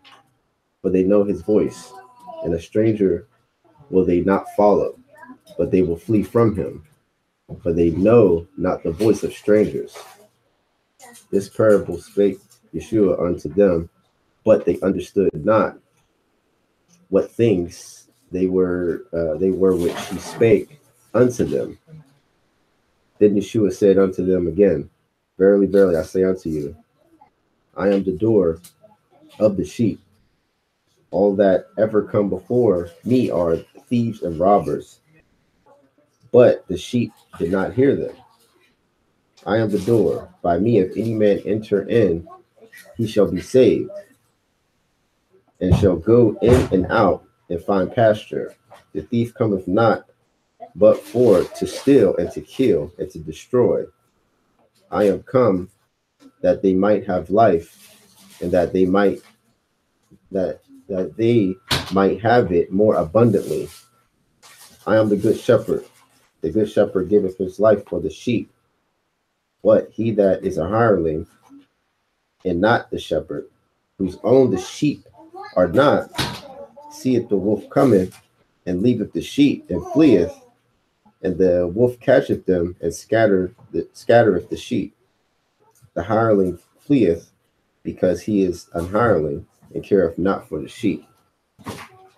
I am the good shepherd, and knoweth my sheep, and I am known of mine. As the Father knoweth me, even so know I the Father, and I lay down my life for the sheep. And the other sheep I have, which are not of this fold, them also I must bring, and they also shall hear my voice. And there shall be one fold and one shepherd. Therefore doeth the Father love me, because I lay down my life, that I might take it again. No man taketh it from me, but I lay it down myself. I have power to lay it down, and I have power to take it again.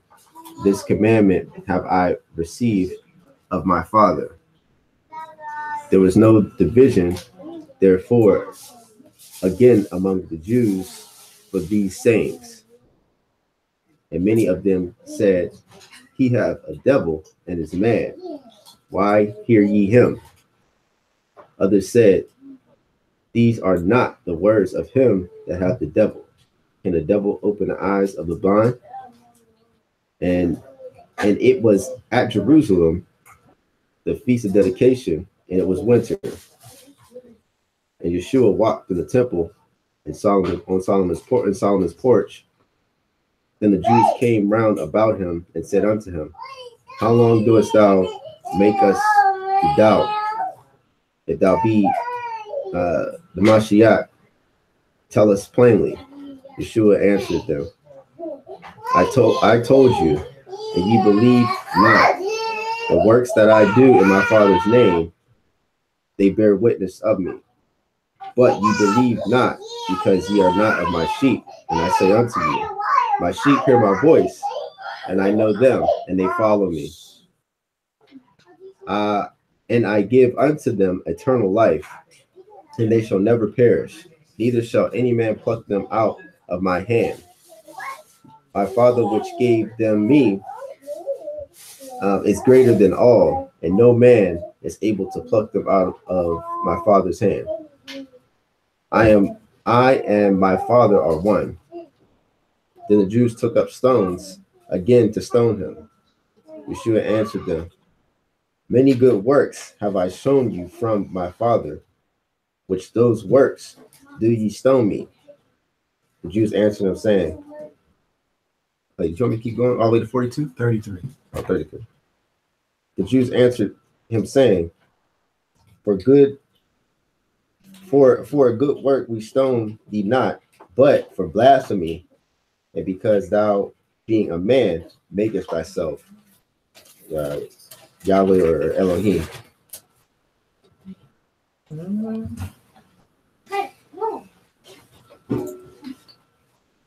Okay, so when we look at, if we go back now, that verse 1, it says, Truly I say to you, he who does not enter by the door into the fold of the sheep, but climbs up some other way, he is a thief and a robber. Unless you come into the fold of the sheep through the door, Yeshua later says that he is the door. In verse 7, I am the door of the sheep. So unless you come through Yeshua, you're a thief and a robber. And no thief or robber shall inherit the kingdom of heaven. So we have these people who say that they are the people of Yahweh, but yet they didn't never come through this door. And them people's a thief and a robber. Them people are not the people of Yahweh.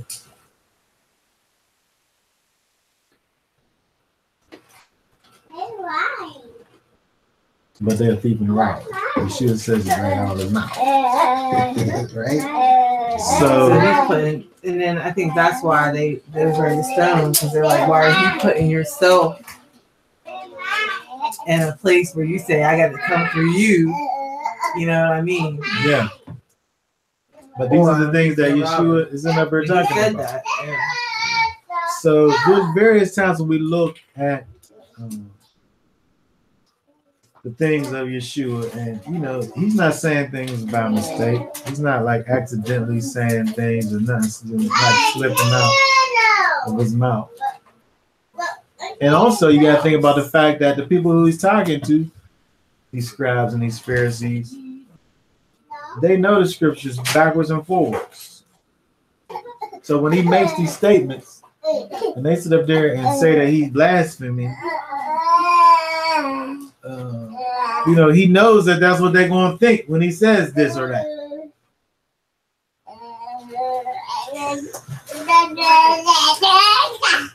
And again, we think about blaspheming, again, is dealing with somebody, claiming to be equal with or, actually being Elohim. So he's making these claims. Last week we were looking at whatever chapter we was looking at last week, and Yeshua wasn't even trying to go openly up to the temple because of the fact that people was already trying to kill him, because he's making these claims. But we have to understand this, and people have to understand that when it comes to being a part of Yahweh's people, the criteria of being his people begins with coming through Yeshua. It don't begin with who you are as far as your genealogy or your physical your physical who you are in terms of your nationality. He's talking to he's sitting up here in Israel talking to people who are physically Israel. Those are the people that he's talking to. But yet and still it's necessary for them to come through the door. So I think that there's something to be said here when we think about, this thing that's so prevalent in our day and age with these people trying to cause people to understand who they are naturally. You still got to come through the door. You still have to come to Yeshua. Unless you don't come, if you don't come through Yeshua, you in the same place where you always been. That's on the outside. I mean, and then you can kind of see life change type things. I know, we know people who don't believe in Yeshua, and it's still they're still in the same spiritual place, abusive men, you know what I mean? And those the same problems that you already had before you had knowledge of who you was. You still have those same issues. Nothing never changed you.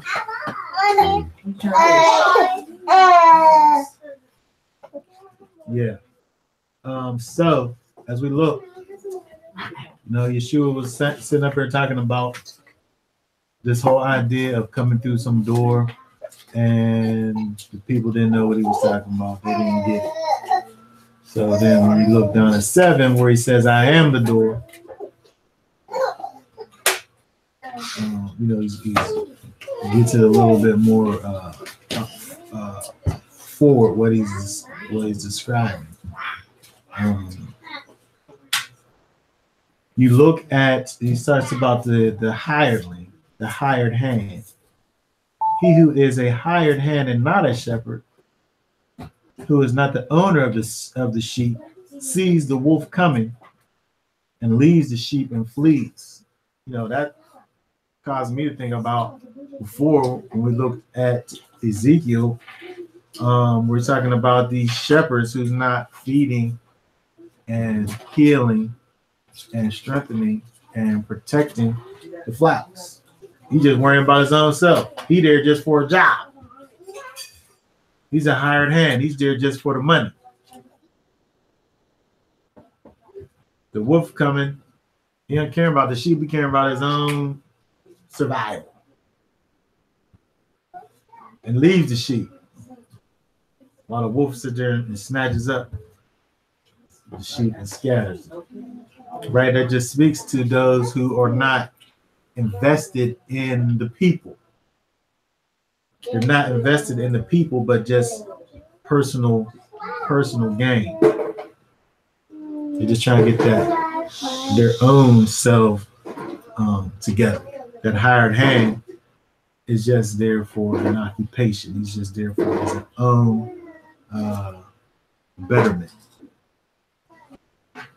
Just to strengthen his own self and make his own self fat, right? So we can see kind of connections between this hired hand and the bad shepherds.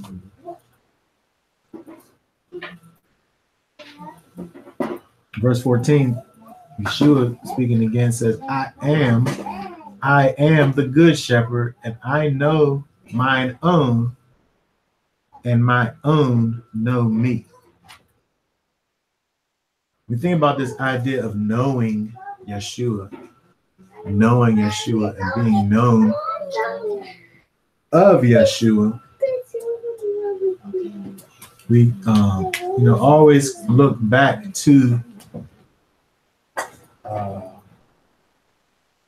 we think about knowing in the Hebrew. Taking on things up here.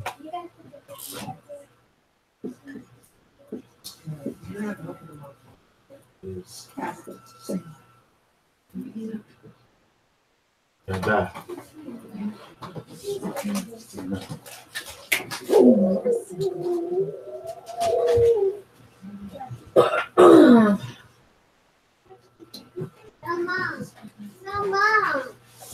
Think about knowing in the Hebrew. Idea is yada. Yada. There's intimacy involved. We look at yada, we see the yod, which is the hand and the arm, the tent flap, and the eye.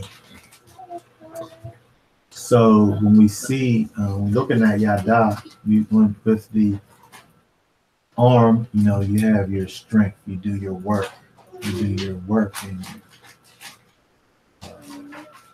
with your arm and your hand. The dalet, the tent flap, gives you the idea of movement in and out. The thing that regulates the in and out is the tent flap. And the eye, of course, you see with the eye. And you also have the idea of, the idea of knowing, intimate knowledge is actually in the eye. You're able to see with the eye. So we have this arm that kind of deals with the work that regulates the in and the out of the seeing or the intimate knowledge. When we talk about yada, it's not just kind of, when we look in scriptures, it's talking about a man knowing his wife. But it's not, I could say, well, yeah, I know people across the street, but I don't know. No, right? It's not that intimacy is not there. I never really put the work in to add to regulate the in and outs of actually seeing, like from a closer look. Like if I take that arm and I move that doorway and I look inside, right? You know, that's knowing. When you move away all of the obstacles and the things that block. If when you move away the things that are blocking your vision, right, it causes you to be able to actually see and know. Right, when you take your arm and you move out, you move the obstacles out of the way, and now you can look and see up close. You know, that's knowing. So when we look at Yeshua, we're talking about the fact that I know my own, and my own know me. So, in other words, we look at Yeshua, what Yeshua has done with us. He's able to take away all of the external layers and see the inside of us. But then at the same time, we're able to take away all of the external layers and see the inside of him. Like it's an intimate knowledge. So we know, we look at that one scripture where Yeshua says, depart from me, you workers of iniquity. I never knew you. I never had intimate knowledge of you.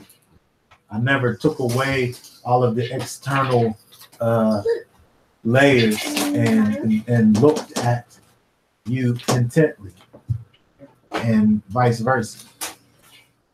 So when we think about this idea of the door, who is Yeshua, and the good shepherd, again, who is also Yeshua, part of him being that door for you, or being that good shepherd for you, is knowing who he is and him knowing who you are, and then you being honest with yourself and Yeshua in terms of, you know, that information that he has on you, right? Because Yeshua got some information on you for sure, right? Yeshua has took that strong arm and pulled away all those external layers, and he's looking at you.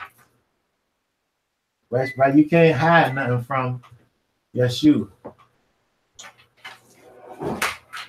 So when we deal with our master, when we deal with our good shepherd, we deal with the one who is the door, are we dealing with him based on what we know he could see? Or are we dealing with him based on what we want other people to see? Because here, we look over here, we're talking about the good shepherd. I know my own, and my own know me. So you dealing with Yeshua based on what you know he knows about you.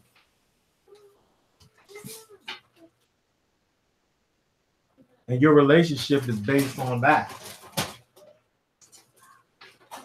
Of that intimate knowledge. That there's a connection between your personal truth and your relationship with Yahweh and Yeshua.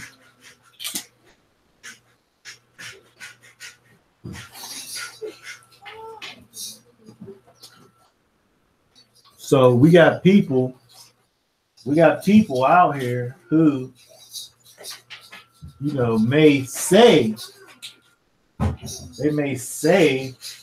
that they recognize in the fact that Yeshua is the door. They recognize it with their lips that Yeshua is the door. But unless they actually walking in his ways and following after Yeshua, the two things have to bear witness of each other. Like you can't say that you're a follower of Yeshua and not actually be following, because you're not dealing with Yeshua in regards to his knowledge of you. Because again, you can't hide from the eye of of Yeshua. Now you can your level of intimacy with people can be however you want for it to be. Right? Your level of intimacy with people can be however you want for it to be. You can make it be however you want for it to be. But with Yeshua, who is all knowing, who is the good shepherd, who is the door, right? There's no hiding. So there's nothing that's obstructing the view between the sheep and the shepherd. So again, we have this great level of intimacy here with Yeshua. So we think about what this is in terms of Yeshua being that good shepherd and being known. It's not kind of just kind of a passing thing, like, yeah, I could say I know that guy down the street. It's not like that. It's an intimate knowledge.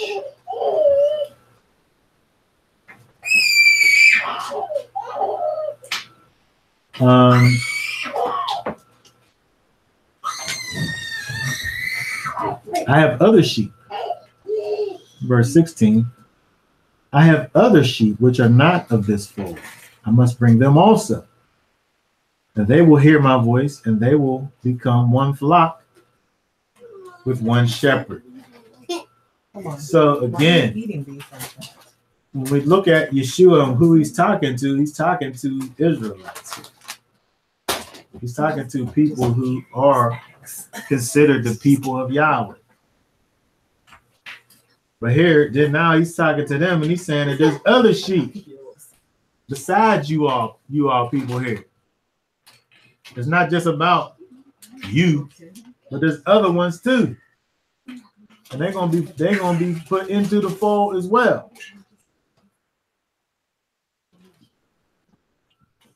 When I look at that, I think about the fact that, again, we have people who dwell on the identity piece, who talk about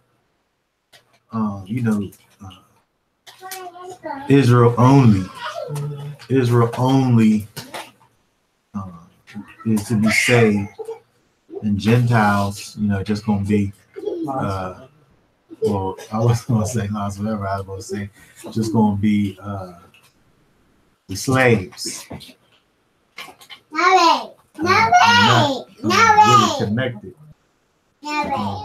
But it seems here and other places when we see the fact that, again, part of his people is about coming through the door. It's not about, who your daddy is, right? So there's going to be people who are not physical Israel who come to Yeshua and then now they're part of the flock. And Yeshua just told us that right there. Other people which are not of this fold. Not dealing with those who I'm talking to. We're not dealing with those who I told my disciples to go out and talk to later on. But other people who's not part of this fold, who will be part of the fold. It's an all-inclusive kind of situation. You just got to come through that door.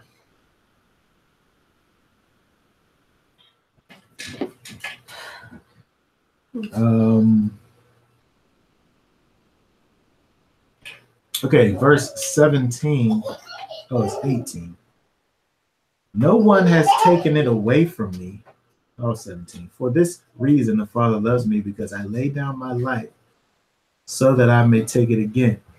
No one has taken it away from me, my life, but I lay it down on my own initiative. I have authority to lay it down, and I have authority to take it up again. So, in other words, Yeshua has the authority to resurrect itself. He has authority to lay itself down. I don't know what take it up again means if it don't mean to bring his life back again.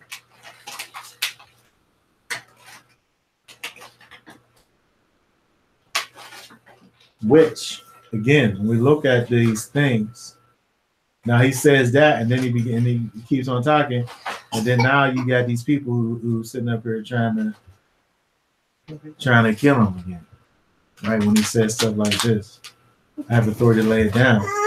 Nobody can take it away from me, and I have authority to take it back up again. So, and then they say that Yeshua is sitting up here, he's blaspheming. But every time when Yeshua is giving these statements and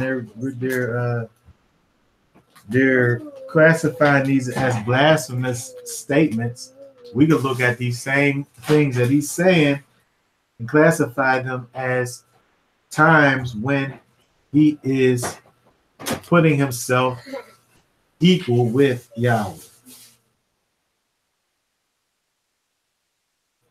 The people who he's talking to understood perfectly what he was talking about. He's claiming to be Elohim. How else is he sitting up here able to sit up here and talk about these things that he's saying? What does this? Let me see what this says here in Romans chapter 6. Chapter 6, verse what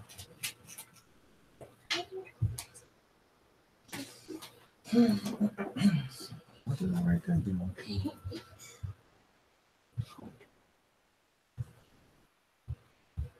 4. 6:4.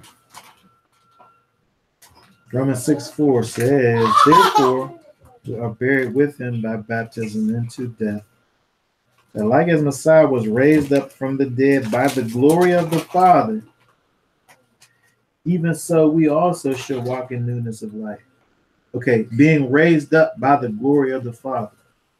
So here we see this verse is talking about Yeshua being raised up by the glory of the Father. But Yeshua said out of his mouth that he had the authority to lay his body down and to take it back up again.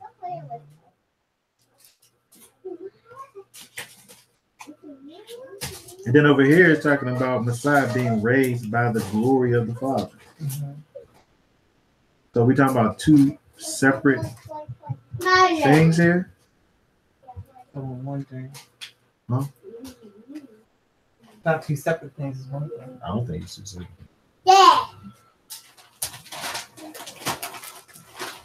It's the same authority that Yeshua has. And then we see over here Paul talking about the glory that raised him up Was the Father. was the Father.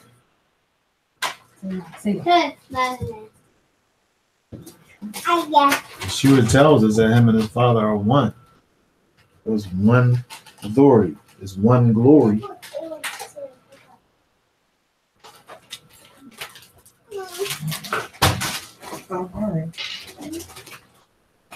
And them people that was there knew what he was saying too, because that's why they wanted to kill him. All right, 1 Corinthians. What is 1 Corinthians 6:14.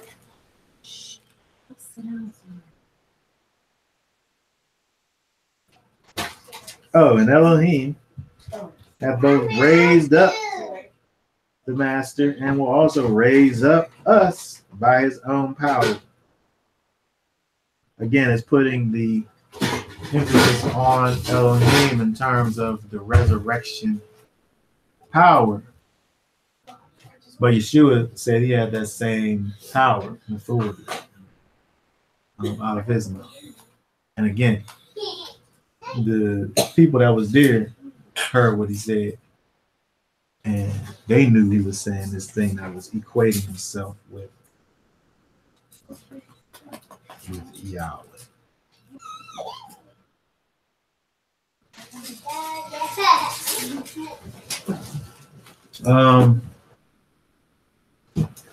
Okay, let's see. 20, let's move down to 24. Where, John? Yeah, back to John. 22 is the Feast of Dedication. Took place at Jerusalem. It was winter. And Yeshua was walking. It was winter. Oh, why is that there right there? So you know that it's not tabernacles. Oh, it's a dedication now. So what's that got to do with tabernacle? Because the tabernacles It of was the Feast of Dedication. It took place at Jerusalem. It was winter. let's making sure you know. Like what? Yes. And Yeshua was walking in the temple in the portico Solomon. The Jews then gathered around him and were saying to him, "How long will you keep us in suspense? If you are the Messiah, tell us plainly. Just tell us." Yeshua answered them, "I told you, and you did not believe. The works that I do in my Father's name, these testify of me. But you do not believe because you are not of my sheep. My sheep hear my voice, and I know them, and they follow me." Right? My sheep hear my voice, and I know them, and they follow me. Right? What is that word there, follow?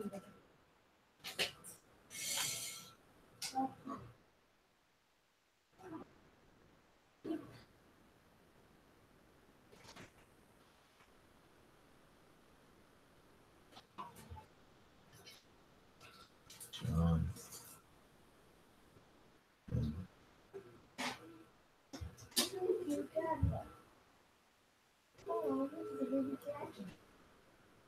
27.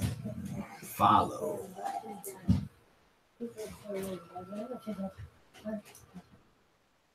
That word, some Greek word.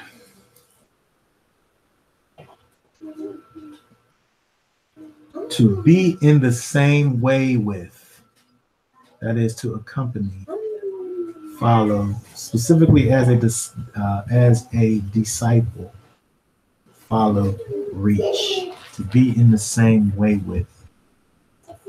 So again, we look at what Yeshua is dealing with in terms of his relationship with his sheep, with his disciples. The reason why these people want to sit up here and criticize and not following is because they're not part of his sheep. They're not part of his fold. They're not part of his people. They never came through the door. Because if they was his people, they would have been following him. They would have heard him talking, have been living accordingly. So, you know, another way that we can sit up here and look at these people who want to sit up here and say who they are, or, you know, this, that, and other thing. When you talk to people about Yeshua, it's not really about convincing people. Like, I can't sit up here and prove to you that Yeshua is your savior. I'm gonna sit up here and try to convince you of it and prove it and battle you and defeat you. Right. Defeat you. Yeah. Make you submit to Yeah. the knowledge. Yeah. He said to these people, you seen what I'm out here doing. And what I'm out here doing testifies to who I am, he said. My sheep, they heard my voice, and I know them, and they know me, and they follow me. When you find out about the truth about Yeshua, if you a sheep, you gonna hear that calling and you gonna follow. But if you ain't a sheep, that just sounds like some whatever to you. And I think that, I mean, I don't know what else this is going on right here. You sure talking to these people who's out here seeing them, they all seeing the same thing. You got people all there together. Everybody seeing the same thing. Some people seen it and was amazed and believed. Some people seen it like, who is this person? Who is this demon possessed person? This guy's insane. The naysayers, right? Those ain't his sheep. Those ain't his people. You know, I can't get into these things with these people where I got to sit up here and battle you about your shoe. I'll talk to you about them. And if you a sheep, you're going to hear his voice. But if you ain't a sheep,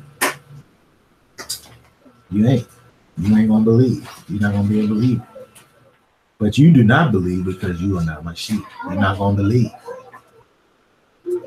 Why? Because you're not my sheep. Everybody's not going to come to the knowledge of the truth. So what is that? I guess at some point, and sometime, I don't know exactly what that point is, but at some point in time, it comes to the place where you wasting time talking to certain people. Because they're never going to get it. They're going to get it. Mm-hmm. Or maybe they're just never going to get it from you. Okay. Right? Mm-hmm. But Yeshua said right to them people, you don't believe because you're not my sheep. He didn't say you're not my sheep right now. He said you're not my sheep. That's why you don't believe. Mm-hmm. You're just a non-believer.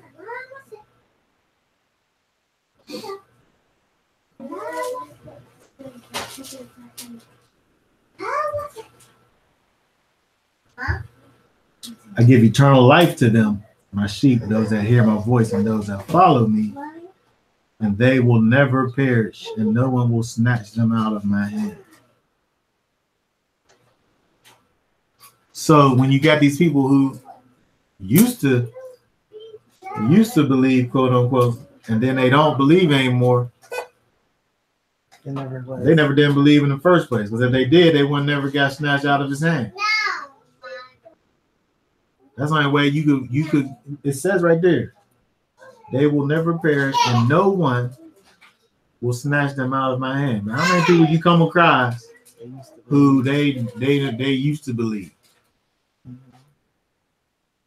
I think, according to what Yeshua is saying, that person who you know that used to believe did never believe, because it says if you did believe, if you're my sheep and you know my voice and I know you and you follow me, I give you eternal life.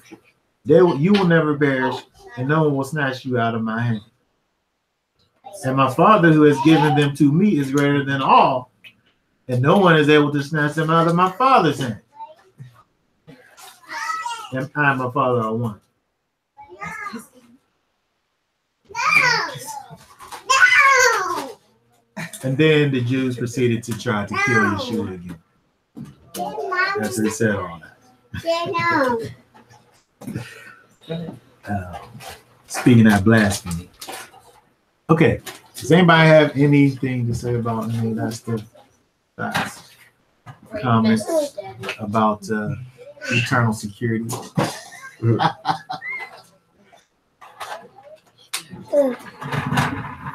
Eternal security don't mean that you can sit up here and do whatever you want to do and you're going to always be saved. But what it do mean, if you actually know Yeshua, if you have an authentic relationship with him, your life is going to exemplify that. And you're going to follow after Yeshua. And if you're following after Yeshua, who's going to snatch you out of his hand? Nobody.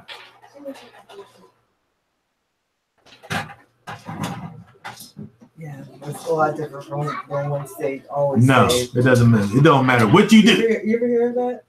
One stage always saved? No. She hasn't heard I it. heard It's You don't like know about that either? I've never heard that. I heard like people say I'm already saved and that's They can do it. whatever they But want. one saved, yeah, always saved. one stage Meaning always saved is once you're saved. There's nothing that you can do to lose. to your to salvation. lose your position or Oh, that's okay. Then I heard that. I didn't heard So- I never heard of that that. sentence, but I've heard. Is that the same as I'm already? People say I'm already saved. Yeah, because it's that thought process. So you could be talking to somebody at the strip club. They like I'm saved. Yeah, I've been saved already. Like. I got How you baptized 10 years ago, and now I can do whatever I want to do. Because I've been saved. But that's the thought process, right? Yeah. Because there's something missing there. Because they not following Yeshua. Right. And they're not walking a life that exemplifies the intimate relationship that you're supposed to have with Yeshua. Right. Right. If I recognize that Yeshua took his mighty hand and moved away all of the things that's blocking the vision, his vision from me, if I'm able to be transparent and allow Yeshua to see and deal with all of me, then I'm going to live my life accordingly. Because I'm not hiding anything. I'm not trying to hide anything from him. So I'm walking in his light. I'm walking in his ways. With that type of relationship with Yeshua, no one's able to snatch you out of his hand. But if you try and cover and hide stuff from the master, he don't know you to begin with. So he don't got a grip on you. Look, he got to reach his hand through the wall, through the door, and see you and hold your intimacy, your internal self. But if you blocking that, then he don't know you. And then if he don't know you, you don't know him, and then you can't follow him. And then anybody could just come around and snatch you out of his hand, because you ain't even in his hand, because his hand is blocked by the doorway. Okay. That being said, anybody have any thoughts or questions or comments?